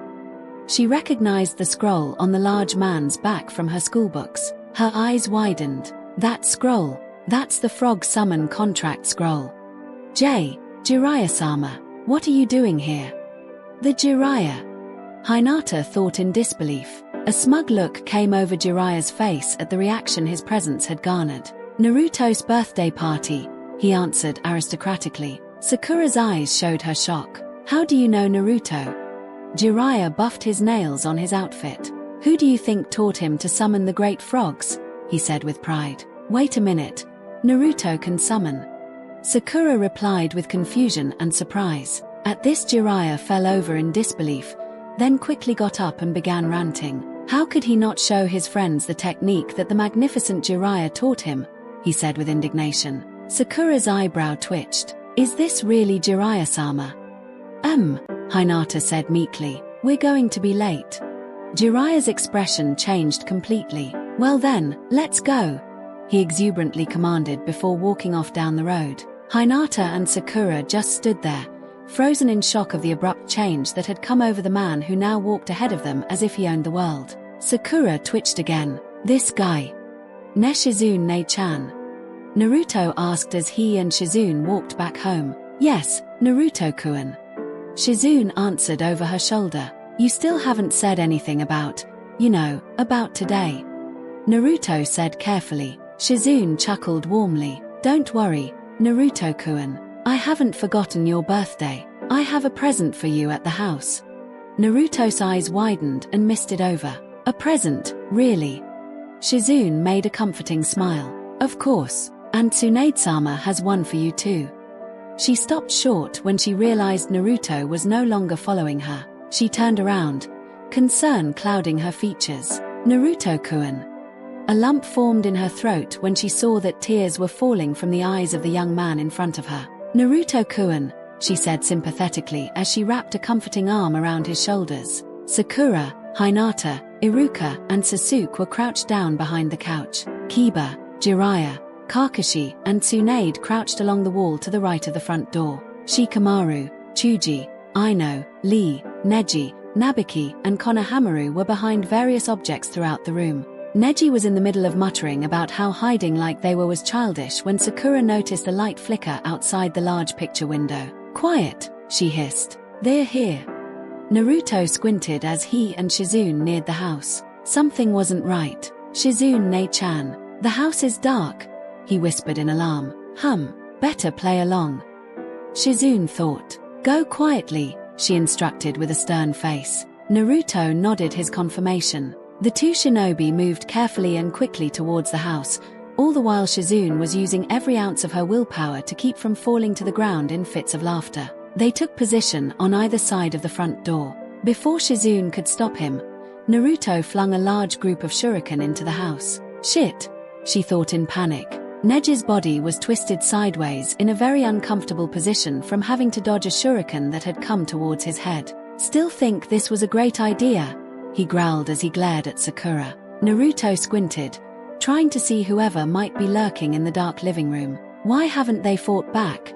He thought in confusion. He inched closer to the doorway. Suddenly light flooded his vision, temporarily blinding him as loud popping sounds assaulted his hearing. Surprise! Yelled what sounded like a large group of people. What the hell is going on? Naruto asked loudly. When Naruto's vision cleared, the sight that met his eyes was one that would be engraved into his memory forever. The living room was decorated beautifully in orange and blue streamers. There was a large cake with 14 candles, a giant pile of presents sat on the floor on the right side of the room. A banner strung across the back bore the words "Happy Birthday Naruto." And the best part, everyone he cared about was standing in the center of it all, holding the party poppers they had just used. His eyes misted over as he laughed in tentative joy and disbelief. Please don't let this be a dream, he begged in his mind. Sakura walked over to the stunned boy and gave him a hug. Happy birthday, Naruto. She frowned and released him when he didn't return the hug. Naruto. Naruto sucked in a tearful breath and looked up. Sakura, just tell me one thing, he said with desperately hopeful eyes. What? Sakura asked, concerned. This is real, right? Naruto asked as he swallowed the lump in his throat. Sakura smiled wide and warm. It's real, and it's all for you. Naruto laughed lightly in joy. Tears freely rolled down his face. Everyone. Thank you so much. This is... He was at a loss for words. Tsunade came forward and hugged her adopted son. Our pleasure, brat. Naruto sniffed, took a deep breath and wiped his eyes with his sleeve. With a grin to end all grins, he thrust a fist into the air and shouted, "All right everyone, let's get this party started."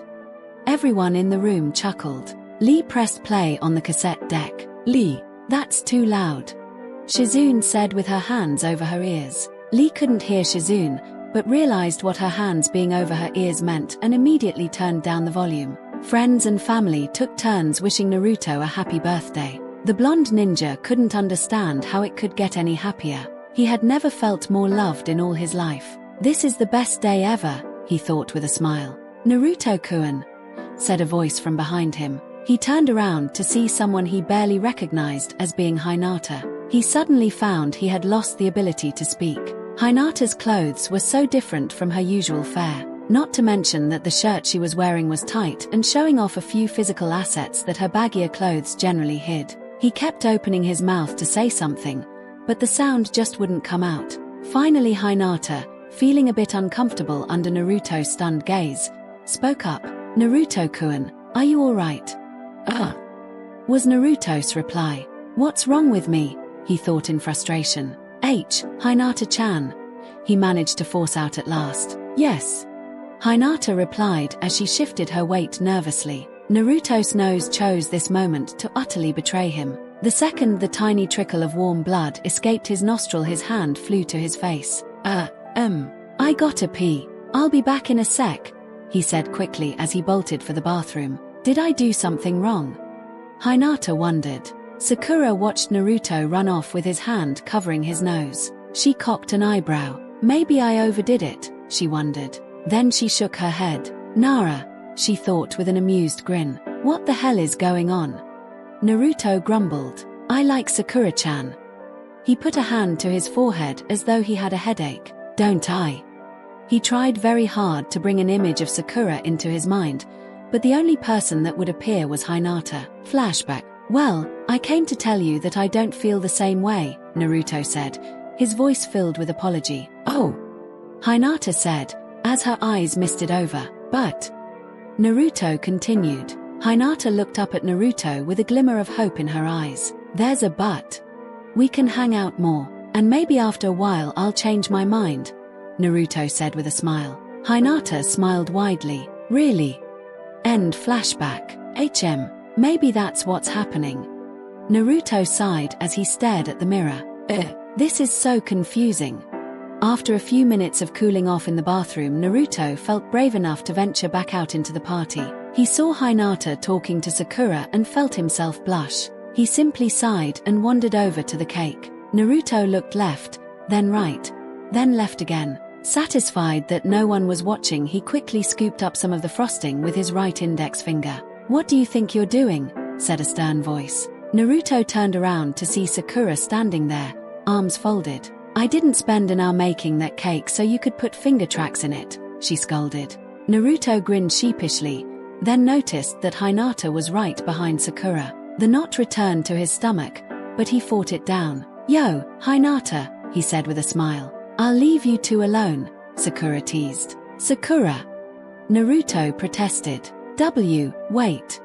Naruto-kun, did I do something wrong earlier?"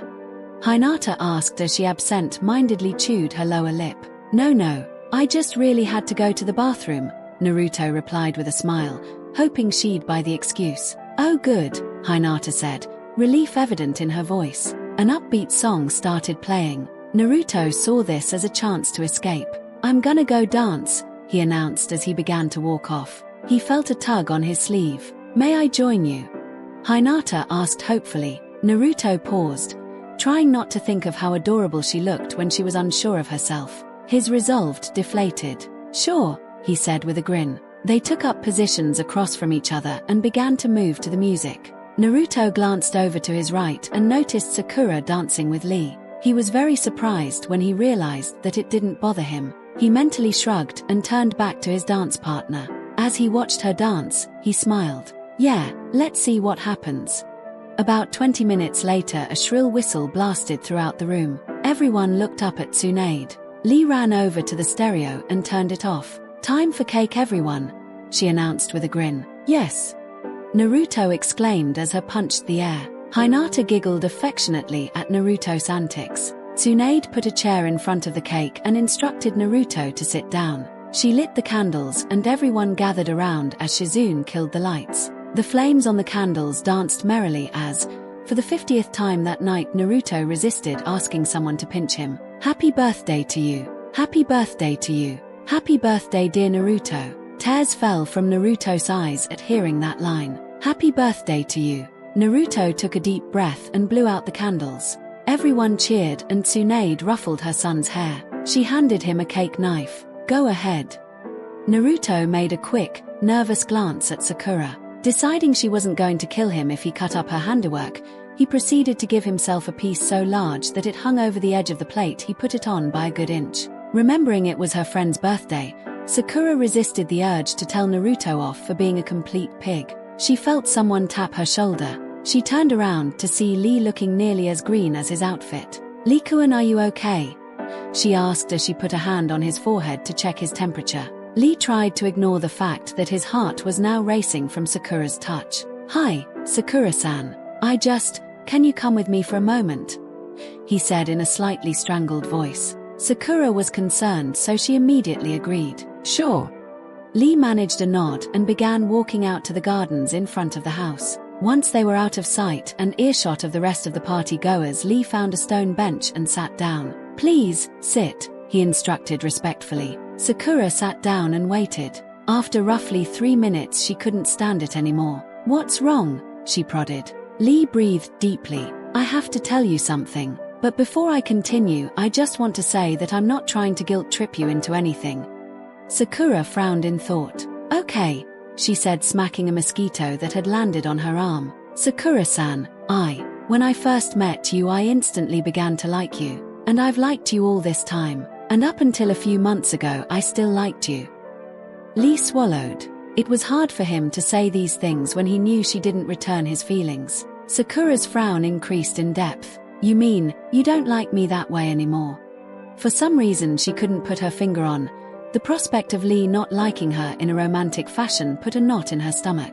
Lee shook his head. "No, you see, I've realized that now I'm in love with you," he confessed and lowered his head so she couldn't see his eyes. The sound of the blood pounding in Sakura's ears blocked out all sounds of the party. She couldn't think of what to say. No boy had ever said those words to her. Not even Naruto, whom she knew had had a crush on her since before they became a team. "Lee-kun-i." Lee shook his head. "You don't have to say anything. I know you don't feel the same way. I just had to tell you at least once," he said before getting up and running back to the house. Sakura was actually a little glad that Lee had left as she reflected on what he'd said. It gave her time to think. She sat on the bench, her head resting in her right hand. "Lee-kun." Tsunade handed Naruto his first present. He took it from her hands as though it might shatter if he squeezed it too hard. He took off the wrapping and opened the box. His eyes lit up instantly. Tsunade grinned. "That one's from me," she exclaimed as Naruto pulled a beautifully decorated ramen bowl from the box. Naruto grinned. "Thanks, Granny Tsunade," he said as he gave her a quick hug. He didn't notice Hinata, who used that moment to sneak over to the present pile and remove her gift to him. Sakura came in from the garden just as Naruto grabbed the next package. She noticed Lee and made sure to stand on the other side of the crowd from him. She didn't want any of the discomfort she was feeling at the moment to ruin Naruto's party. "Please don't take this the wrong way, Lee-kun," she begged mentally. Naruto opened his second gift with a little less grace. Excitement had overtaken his previous tentative feelings. "Thanks, Ten," he exclaimed as he pulled out a shining new set of kunai and set it aside. The pile of boxes and wrapping paper grew until Naruto was down to his last 3 gifts. He picked up an envelope. It read, "To Naruto, love Sakura." He smiled as he tore it open. "Aha, Sakura-chan. Thank you so much," he yelled as he threw his arms around his pink-haired friend. "What did you get him?" Sasuke asked as Naruto released Sakura from the hug. Sakura grinned. "A 1-year free meal pass to Ichiraku." Sasuke smirked and folded his arms. "HM." Naruto frowned in confusion at the last gift. It was book-shaped and a bit heavy. "To Naruto, from Sasuke." He shrugged and opened the wrapping. It was a black leather binder with the Uchiha house symbol on the cover. "What's this?" he asked his brother. Sasuke looked uncomfortable. He shrugged. "It's all I could think of. I'm not good at this sort of thing." Naruto opened the binder and began thumbing through the pages. It seemed to be a record book. Each entry contained the name of someone from the Uchiha clan. It included their date of birth and blood type. It ran in alphabetical order. When he got to them, his finger stopped moving. He felt a lump form in his throat. Uchiha, Naruto, DOB. 10/10, blood type, B. S. Sasuke, this is. Naruto said, barely above a whisper. "I got the updated book from the records office yesterday. I figured you'd like it," Sasuke replied, trying to sound nonchalant. Naruto's eyes misted over. "Thank you," he said in a choked voice as he put the book on the arm of the chair he was sitting in. Hinata smiled. Naruto-kun is so happy, she thought. She suddenly noticed Naruto looking over the pile of gifts with a slight frown. Naruto-kun, is something wrong? He looked up at her. After a short pause he answered, I didn't get something from you. There was a bit of hurt in his voice. I haven't gotten it yet. I'm not sure what to get you, Hinata answered unconvincingly. Naruto was busy struggling with trying to understand why Hinata would lie to him about her gift when Kiba called out from the other side of the room. Oh, Hinata, you forgot your present for Naruto in the hall. Hinata's eyes widened as Kiba walked towards Naruto, obviously intending to hand him the carefully wrapped package. Just as Naruto reached out for the parcel, Hinata snatched it out of her teammate's hands. No. Hinata-chan. Naruto questioned. I want to get you something better. This present's not good enough, Hinata said with nervous regret. Hinata-chan, I'll like it. I promise, Naruto said with a reassuring grin. Hinata hesitated before handing over the gift. Naruto took it from her with a warm smile and began to open it. She began to feel sick. I should have thought of something better, she thought, nearly in tears. The wrapping now completely gone, Naruto proceeded to open the box and pull away the tissue paper. Inside the box was a decorative ramen bowl. Only this one was different from the one Tsunade had given him. He could tell it had been hand-painted. His name was in kanji on one side, and on the other was a chibified Naruto slurping up a big bite of ramen. She made this, he thought in awe. Suddenly he remembered what his first gift had been and felt a rush of sympathy for his friend. She tried to hide it because I already got a ramen bowl. Naruto looked up at the crestfallen girl in front of him. He stood up and held up the bowl. It's awesome, Hinata-chan. I love it, he said with a grin. Hinata blinked in surprise. Really? She sniffed. You're a great artist. This is the coolest ramen bowl ever. Thank you, Naruto proclaimed as he gave the startled girl a crushing hug. Hinata managed to smile as her fears melted away. You're welcome, Naruto-kun. Naruto broke the hug and set the bowl down on the chair. Come on, let's go dance. With that he grabbed Hinata's hand and led her into the center of the room. As they danced, Naruto realized he wasn't nervous about being around Hinata in her new clothes anymore. Yeah, I think my feelings are changing. Sakura woke up from her latest nightmare drenched in sweat. Her night clothes stuck to her body as she drew her knees up to her chest and put her head in her hands. Damn it, she thought amidst her quick breaths. God damn it. Why do I have to keep dreaming about that? I've put it behind me, haven't I? Sakura walked into the bathroom, grabbed a dry hand towel and wiped off her face. How can I stop thinking about their fight? She turned off the bathroom light and walked back into her room. If I only knew exactly how it happened, maybe then my mind would stop trying to fill in the blanks. Her eyes suddenly snapped wide. I know. She put on her dress and walked out of the house. Aino rubbed the sleep from her eyes and went to see who the hell was throwing rocks at her window. As she opened one side of it, she cocked an eyebrow in surprise at seeing Sakura staring up at her from the backyard lawn. Sakura. Aino, can I come in? Sakura whispered loudly. Do you know what time it is? Aino grumbled. Yes, I need your help, please. Sakura said with mild irritation. Aino threw up her hands in defeat. All right, but be quiet. Aino handed the cup of hot tea to her friend. So what's this all about? She asked as she sat on the bed across from the chair Sakura was seated in. Sakura took a deep breath, blowing away the steam rising from her cup when she exhaled it. I want you to teach me a Shindanshin no Jutsu, she answered quietly. Aino choked a bit on her sip of tea. Are you serious? She asked as she wiped the spilled tea off her pajamas. Sakura nodded in affirmation. Hi, I need to know exactly what happened during Sasuke-kun and Naruto's fight. I won't be able to stop thinking about it unless I do, so I need your technique so I can see for myself. How do you even know about that? I've never shown it to you, Aino questioned. Tsunade-sama told me. Will you teach me it or not? Aino's face took on a very serious look. Sakura, it takes a lot of precise chakra control to do that. Not to mention if what you see is too much of a shock for your mind, you might not be able to get back to your own body. I'll take you with me as a backup, and besides, Tsunade-sama has been teaching me a lot of things that require precise chakra control. I'll just go into Sasuke-kun's mind, see what I need to, and get out.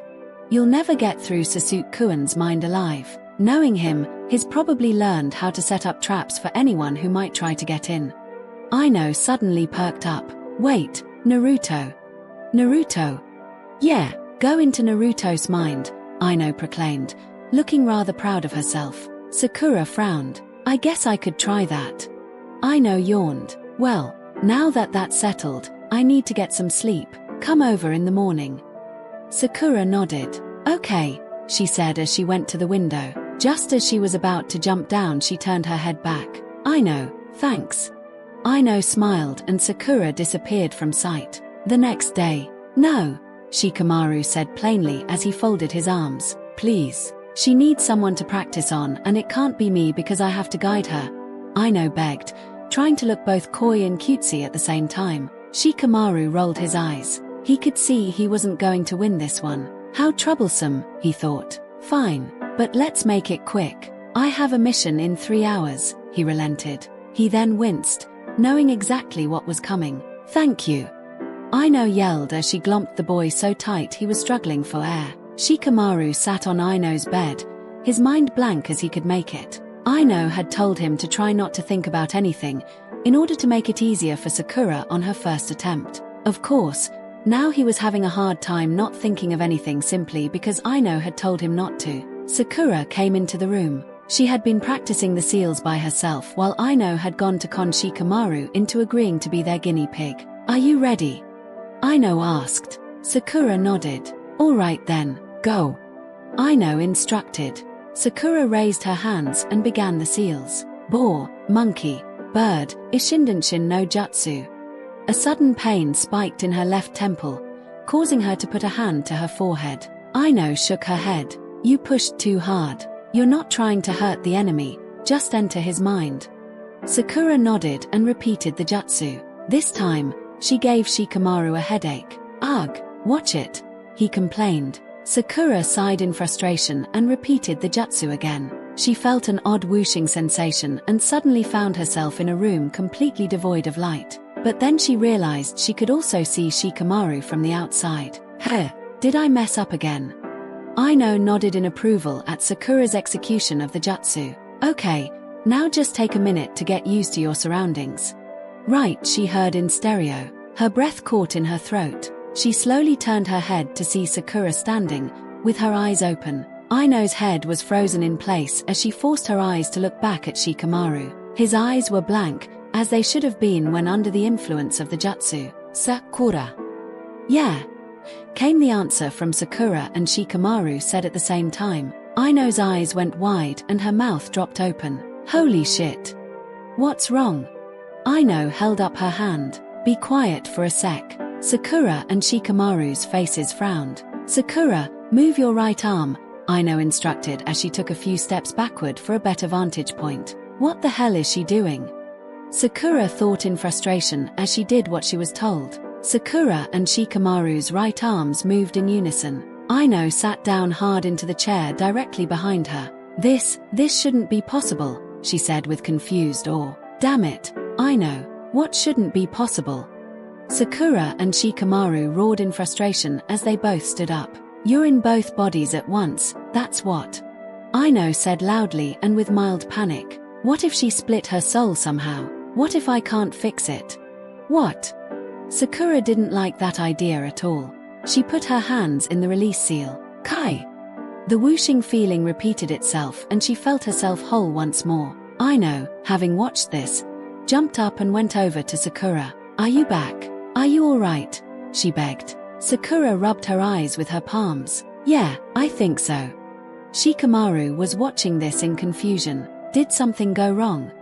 Aino put her hand to her chin in thought. I don't know what happened.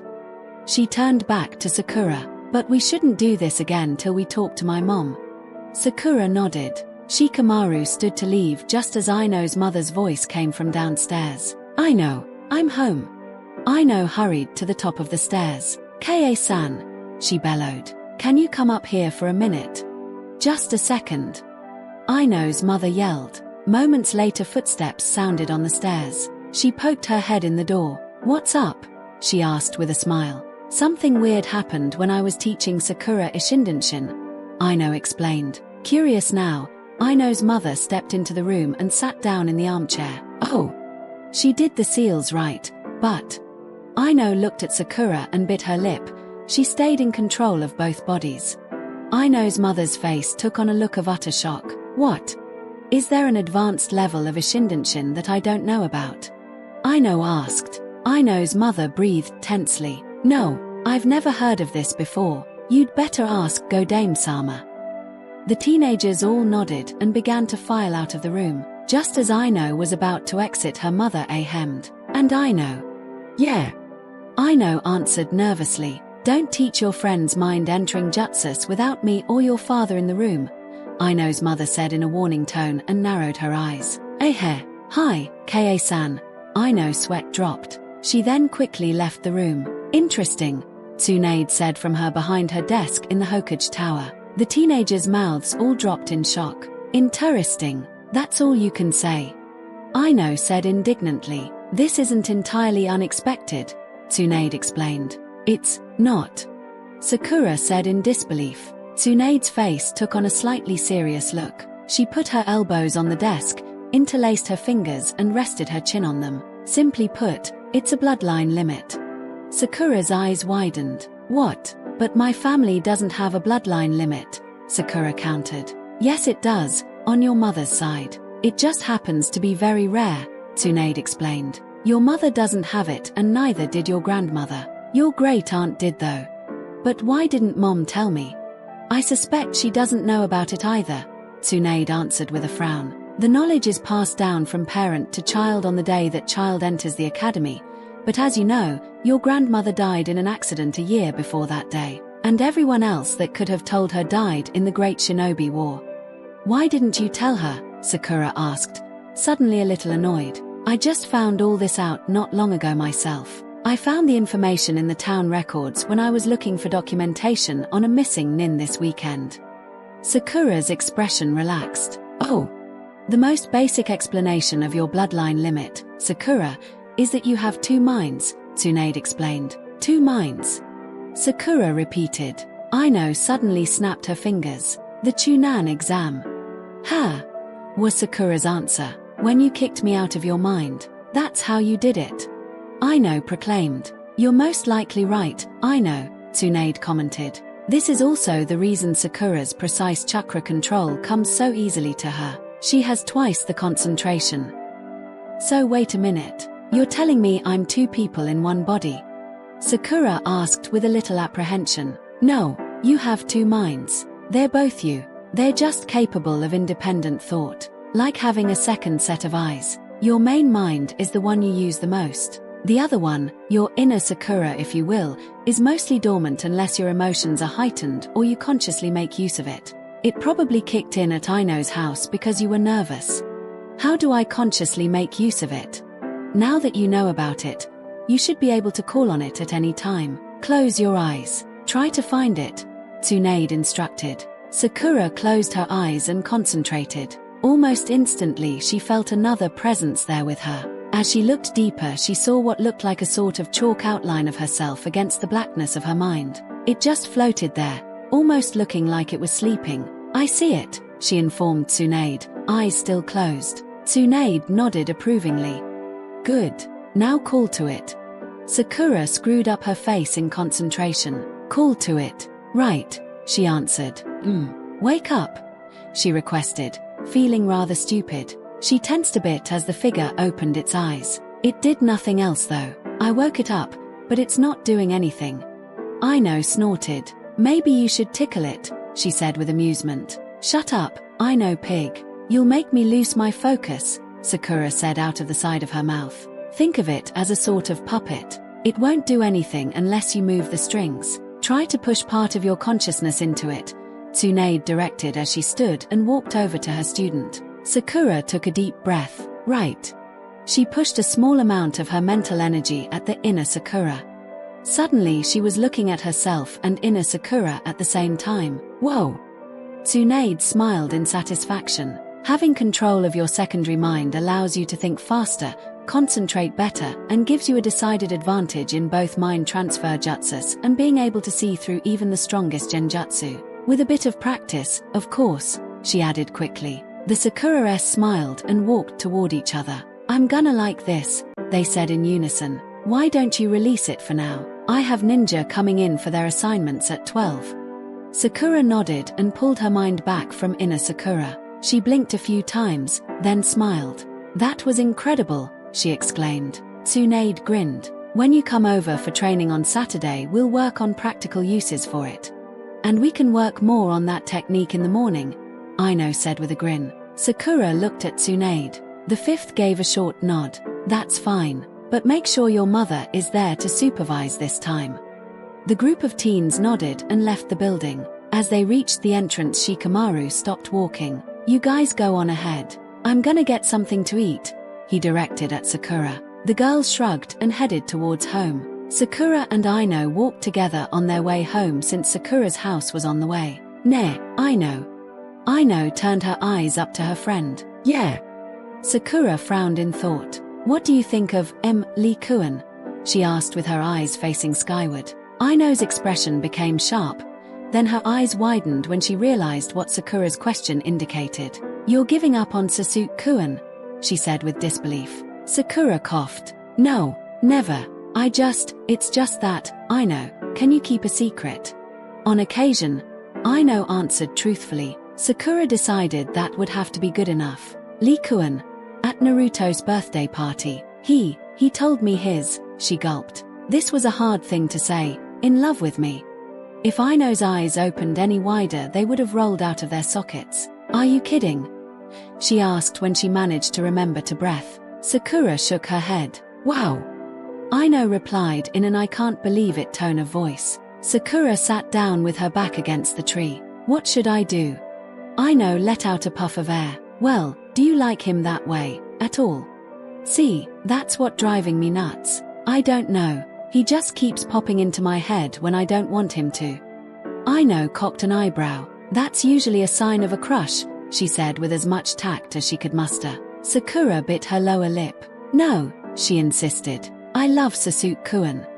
Aino sighed. You know, Sakura, I realized something lately. Sakura turned her head sideways in a curious glance. I think it was after everyone got back from going after Sasuke Kuan. I went to visit them in the hospital. Naruto, Chuji, Shikamaru. They, especially Chuji, were hurt so bad. Chuji and Neji almost died. All for Sasuke.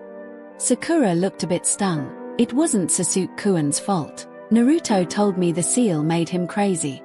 I don't know, maybe I'm starting to grow up, but, Sakura, a bit of pain entered her voice. Is a dead man walking? Sakura's eyes widened. What do you mean? I heard it all from Shikamaru. You've been Sasuke Kuan's teammate for 3 years. You have to know about his clan. Of course I do, Sakura replied. There's no place for us in Sasuke's heart, Sakura. There never will be. Sakura felt like she'd been punched in the stomach. She'd known it for a long time, of course, but she wouldn't admit it. But Aino placed a hand on Sakura's shoulder. His heart is ice. If there's a girl out there that can melt it, it's not us. Sakura angrily shoved Aino's hand off her shoulder. I'm not going to give up on him. I did. Aino said. What? A few months ago. I just realized that even if we got together I'd wind up getting hurt, she said softly. A small smile lit up her face. Besides, it's kind of fun checking out the other boys, she admitted as her smile widened into a wolfish grin. Sakura's eyes widened a bit. Not Shikamaru, she said with an oh please, not him tone of voice. Aino laughed. He's kinda cute, but I have a feeling he's got a thing for that girl from the sand. Damari. Really? Yeah, seriously though, I'd give Lee a chance. At least he's interested, Aino said with a reassuring smile. Sakura sighed. I don't know. She paused for a moment before speaking. I need to change the subject. So who are you interested in? Aino thought for a bit. Naruto's kinda cute, she said with an unbelievably straight face. Sakura made a very funny sound. Ah, really? Yeah, not that I could stand dating him though. He's way too damn loud for me. Sakura's eye twitched. You're just as loud as he is. I wish Neji-kun wasn't such a stick in the mud. He's gorgeous, Aino continued with a small sigh. There really is a shortage of nice, mature boys in our village, isn't there? Sakura mused. Yeah. Aino stood up. Well, we should get to your training. Yeah, let's go, Sakura replied as she began walking toward Aino's house. Aino followed behind. An image of Lee entered Sakura's mind. She shook it away in frustration. What am I gonna do? She thought with a sigh. Naruto sighed in irritation for the 5th time in 2 minutes. He wandered over to his window and leaned on it with his right arm cushioning his forehead. Damn it. If I get a nosebleed from that, he began, referring to Hinata's outfit. Does that mean sexy no jutsu is gonna make me? His stomach got sick at the thought. A knock sounded on his bedroom door. Naruto-kun, came Nabiki's cheerful voice. Supper's ready. I'll be right there, Naruto replied. However, he was now more horrified than ever, for the last word of his sentence had sounded terribly high. Oh no, it can't be, he said with mild fear. Tsunade couldn't stop chuckling. Naruto was getting irritated. It's not funny, Granny. Tsunade managed to catch her breath long enough to blurt out, yes it is. Naruto glared at her, keeping silent so as not to embarrass himself further. Finally Tsunade sniffed and wiped the tears of laughter from her eyes. I'm surprised your voice didn't start cracking sooner. You are 14 after all, she said with a slight after chuckle. Naruto sighed. So how long will this last? He asked, gritting his teeth at cracking again. Tsunade began, trying to think of a way to break the news to him. Anywhere from a month or 2 to a year, she said with a wince. A year? Naruto squeaked in total terror. Yeah, Tsunade answered.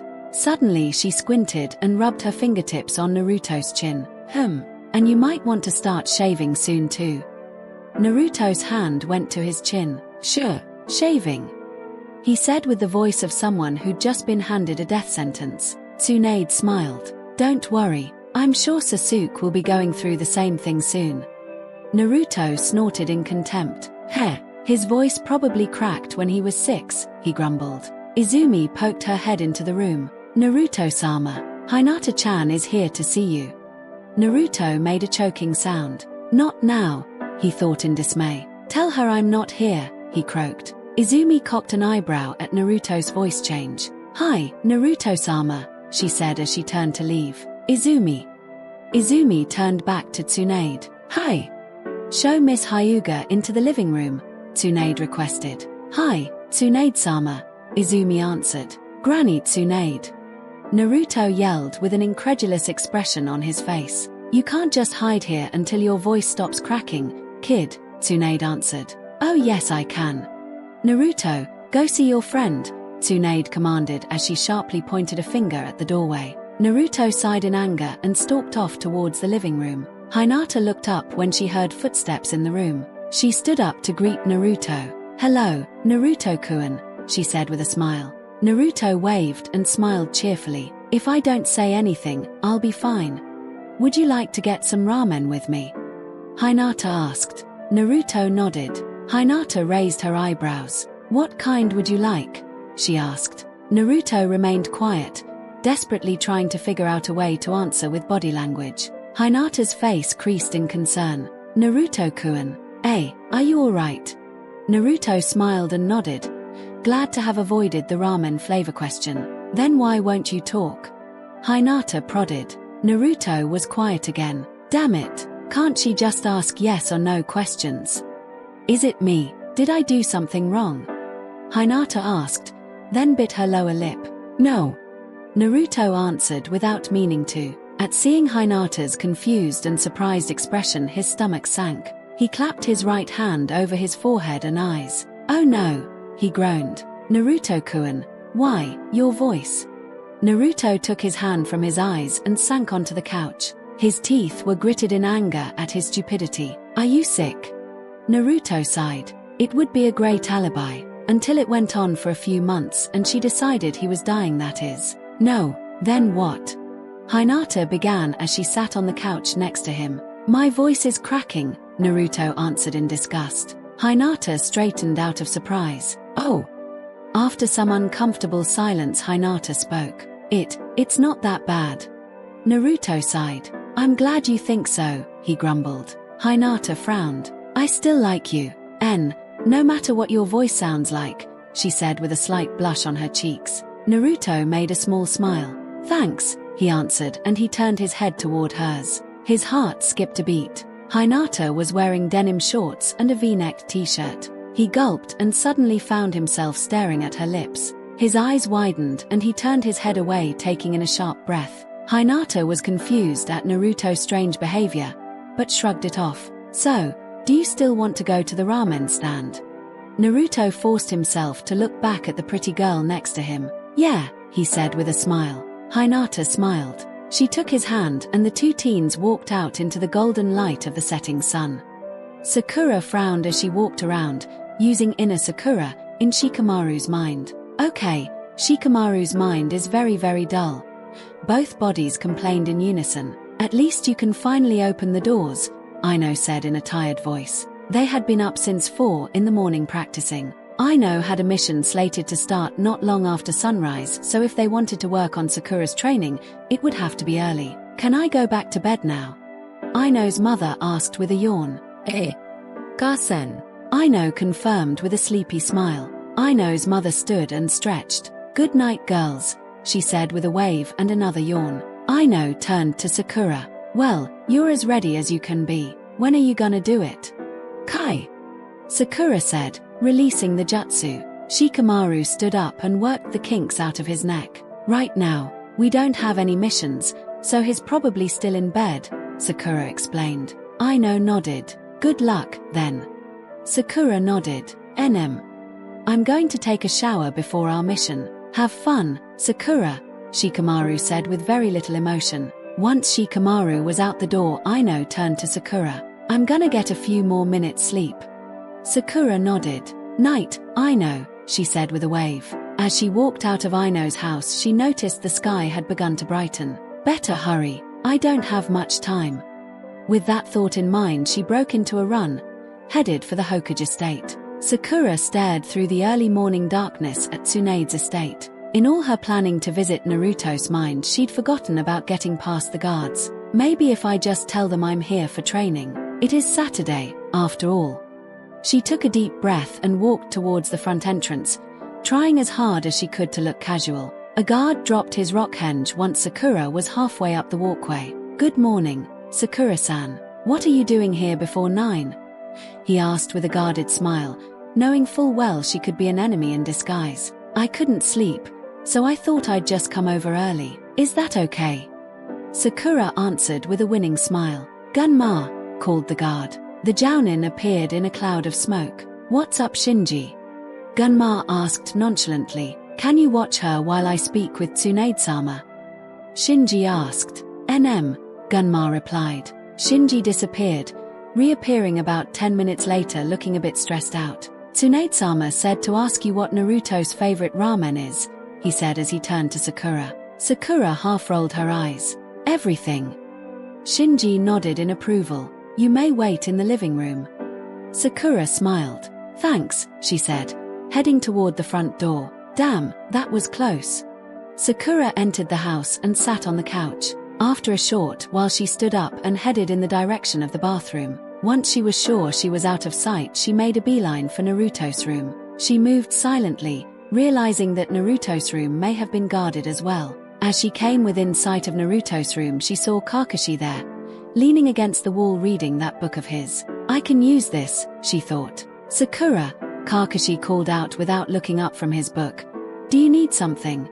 Sakura flinched in irritation. Damn it, how does he do that? Shie hemmed. Hi, Kakashi-sensei, she answered, walking out from behind the corner. I need to talk to Naruto. It's kind of important.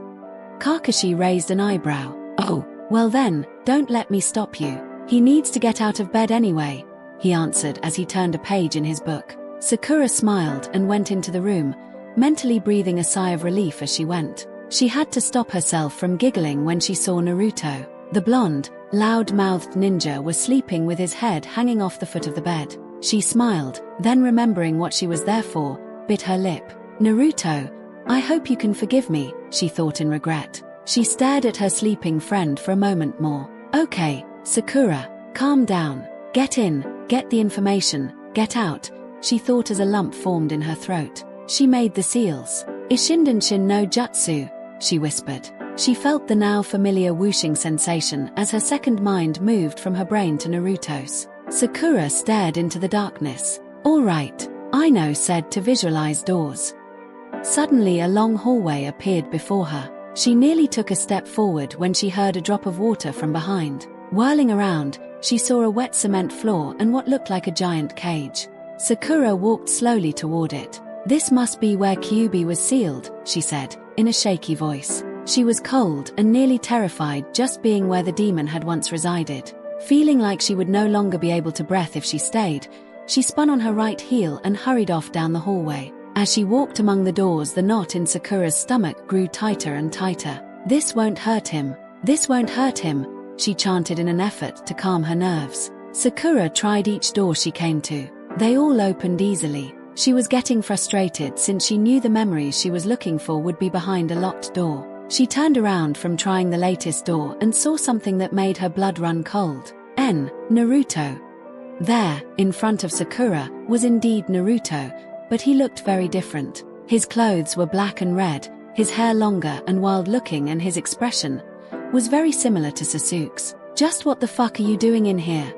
The Naruto said in a steely voice. Sakura shivered uncontrollably. Naruto, I just needed to see what up really happened, she stuttered, near tears. And what the fuck makes you think you have a right to know, you stupid bitch?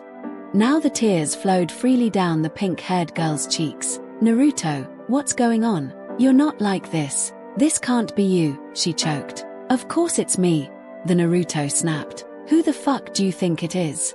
But your hair, and your clothes. Sakura's eyes snapped wide. I get it. This is just a piece of his personality. He doesn't actually know I'm here, she thought with an exhale of relief. Oi, you gone deaf?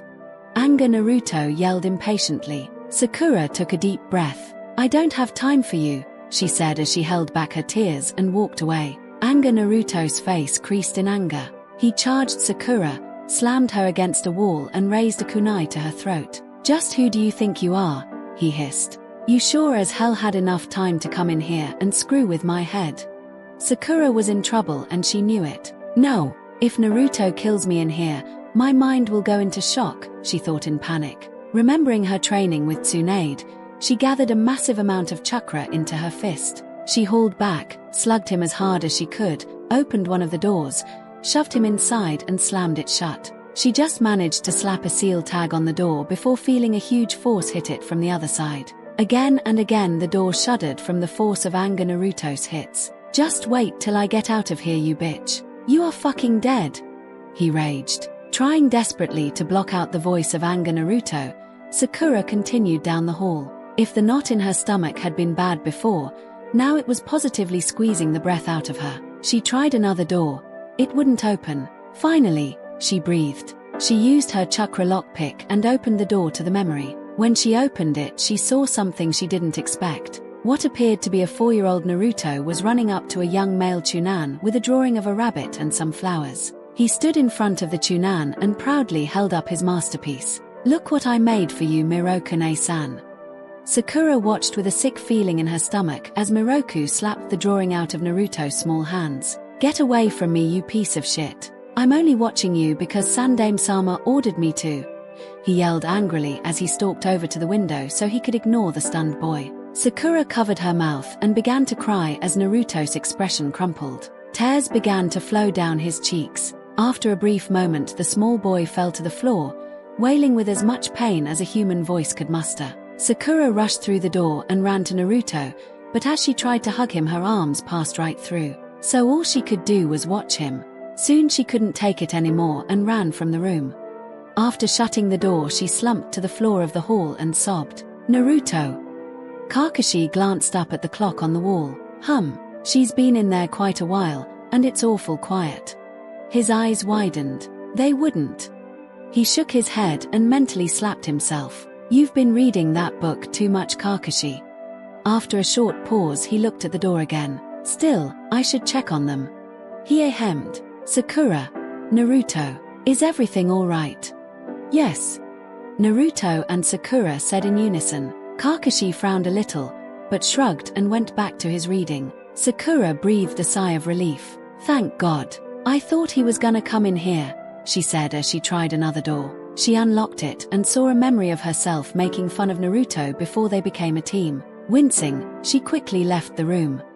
She pulled on the next door. No luck. Only 2 more doors down. She found another lock to pick. There seem to be more locked doors the further I go. Sakura paused a moment before opening the next locked door. She was beginning to dread what was behind these memory barriers. She sighed and pushed the door open. Sakura. Tentatively, Sakura turned around at the weak-sounding voice, and the bottom dropped out of her stomach. In front of her was what appeared to be another aspect of Naruto's personality. This Naruto's hair was the normal length, but had patches cut out of it in several spots. His clothes were ripped and dirty, and he had numerous cuts and bruises on the exposed parts of his body. It's not Naruto, it's not Naruto, she chanted. You must be his despair, she said as she began to walk away, determined not to get into another conversation with someone who wasn't really Naruto. Despair. Naruto grabbed Sakura's wrist. Sakura, why are you here? It doesn't make sense. Don't you hate me? He asked. Sakura closed her eyes in emotional pain. Of course not, she answered, turning around. You're my best friend, she said, giving him a hug. Despair. Naruto looked confused. But, I don't have any friends, he said with a hollow tone. Yes you do. Me, Sasuke, Lee, Hinata. No, Despair. Naruto said, cutting her off. That's not right. I'm alone. He smiled in a way that frightened Sakura. Look what I found, he said, pulling a small silver object from his pocket. Sakura's eyes widened. A box cutter. What are you gonna do with that?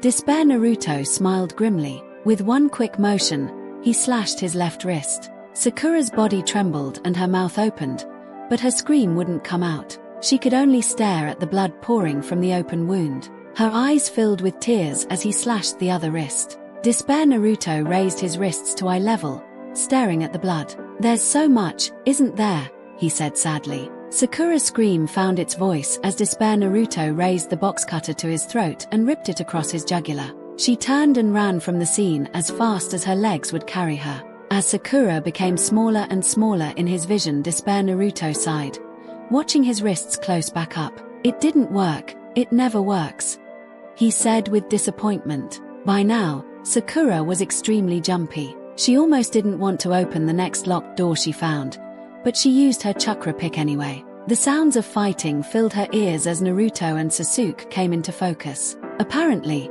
Sasuke had just spread the curse seal over himself. She watched the battle in horror, fighting back the urge to make them stop. Suddenly Sasuke's fist was through Naruto's chest. Sakura screamed. Blood rained down on the water like red tears. She noticed Sasuke had a cruel smile on his face and was going on about how he had actually been aiming for Naruto's heart. No, she said as she stumbled backward and fell to the ground. No. Kakashi jumped at the sound of Naruto and Sakura screaming. He threw the door open. Sakura, Naruto.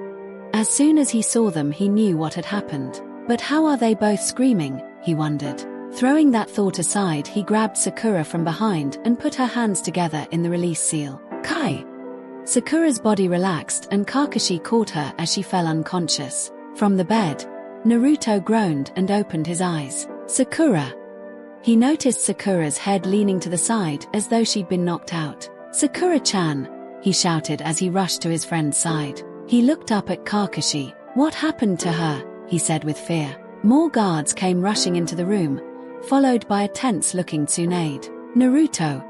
She turned to Kakashi. Hatake, what the hell is going on in here? Apparently, Sakura went into Naruto's mind, Kakashi reported grimly as he laid the girl on Naruto's bed. What? Tsunade said loudly. She sighed through her teeth and turned around. Idiot, she said as she looked at Sakura, shaking her head. Why would she want to go into my MI? Naruto trailed off as he realized the answer to his own question. The fight, between Sasuke and me, She wanted to see it for herself. Tsunade was confused. Why in the seven hells would she want to see that? Naruto sighed and used his pajama sleeve to wipe away some of the sweat that had formed on Sakura's forehead. I didn't tell you everything about the fight. Tsunade's eyes narrowed. What do you mean? Naruto swallowed, the barest hint of his newly forming Adam's apple bobbing as he did so. Sasuke used the Kaidori and put a hole through my chest. Tsunade sucked in a shocked and horrified breath. He was aiming for my heart. He ignored the look of wide-eyed rage on Tsunade's face and continued. I managed to block it just before it hit and it went through my lung instead. Sakura found out that he put a hole through my chest. I told her it was an accident. He glanced at Sakura, but I guess she didn't buy it. And she decided to go into your mind because she knew you would never tell her the whole truth, Tsunade finished for him. She sighed heavily and slid her palm over her forehead. I'll take her to the hospital. Naruto, come with me, she commanded as she scooped up the unconscious Sakura. As they jumped over the rooftops in the early morning light, Naruto's stomach churned as he thought of the many different memories he prayed Sakura hadn't seen. I wish I'd paid more attention when Iruka-sensei told us about memory-blocking jutsus, he thought. Tsunade no Baa-chan. Yes. Will she be all right? Tsunade sighed. She should be. As long as she screamed because of the memory you told me about and not something worse. What do you mean, worse? Something in your mind may have made her mind think she died. Tsunade said grimly. Naruto gasped in horror as the two ninja landed in front of the main doors of the hospital. Naruto was sleeping in a chair, which was balanced on two legs with the back against the wall and dangerously close to falling. On the bed next to him, Sakura slept soundly. There was a knock on the door to the room. Gravity won as Naruto was startled from his light sleep and he unceremoniously fell to the floor in a heap. Oh! The door opened and Hinata walked through. She made a small, distressed gasp at seeing her crush on the floor. Naruto-kun! She exclaimed as she ran over to the boy and offered him her hand. Naruto froze for a second before taking Hinata's small hand in his own. Suddenly the temperature of the room seemed to climb a few degrees. Even though she was in her jacket outfit today, the memory of her in her new clothes was still there. Hinata-chan, thanks, he said nervously. How is she? Hinata asked as she removed her jacket and placed it on the nightstand. Naruto's heart beat a bit faster now that Hinata was in just her shirt and capris. I don't know, he answered dejectedly. Baechan says if something really bad happened to her in there, that she might not wake up. A gasp escaped Hinata's lips as her hand flew to her mouth. After a moment of stunned silence, she put a comforting hand on Naruto's shoulder. It's not your fault. Naruto's expression clouded over. Isn't it? He put his head in his hands. If I'd cared about learning how to lock my bad memories, she wouldn't have found anything that could do this to her. Naruto-kun. Hinata answered softly. Before she knew what she was doing, she wrapped her arms around him. Naruto was surprised at the sudden close contact, but made no move to break it. He simply relaxed his body and stayed there, letting the world around them melt away, if only for a little while. That's it for the video. I hope you enjoy and I will see you next time.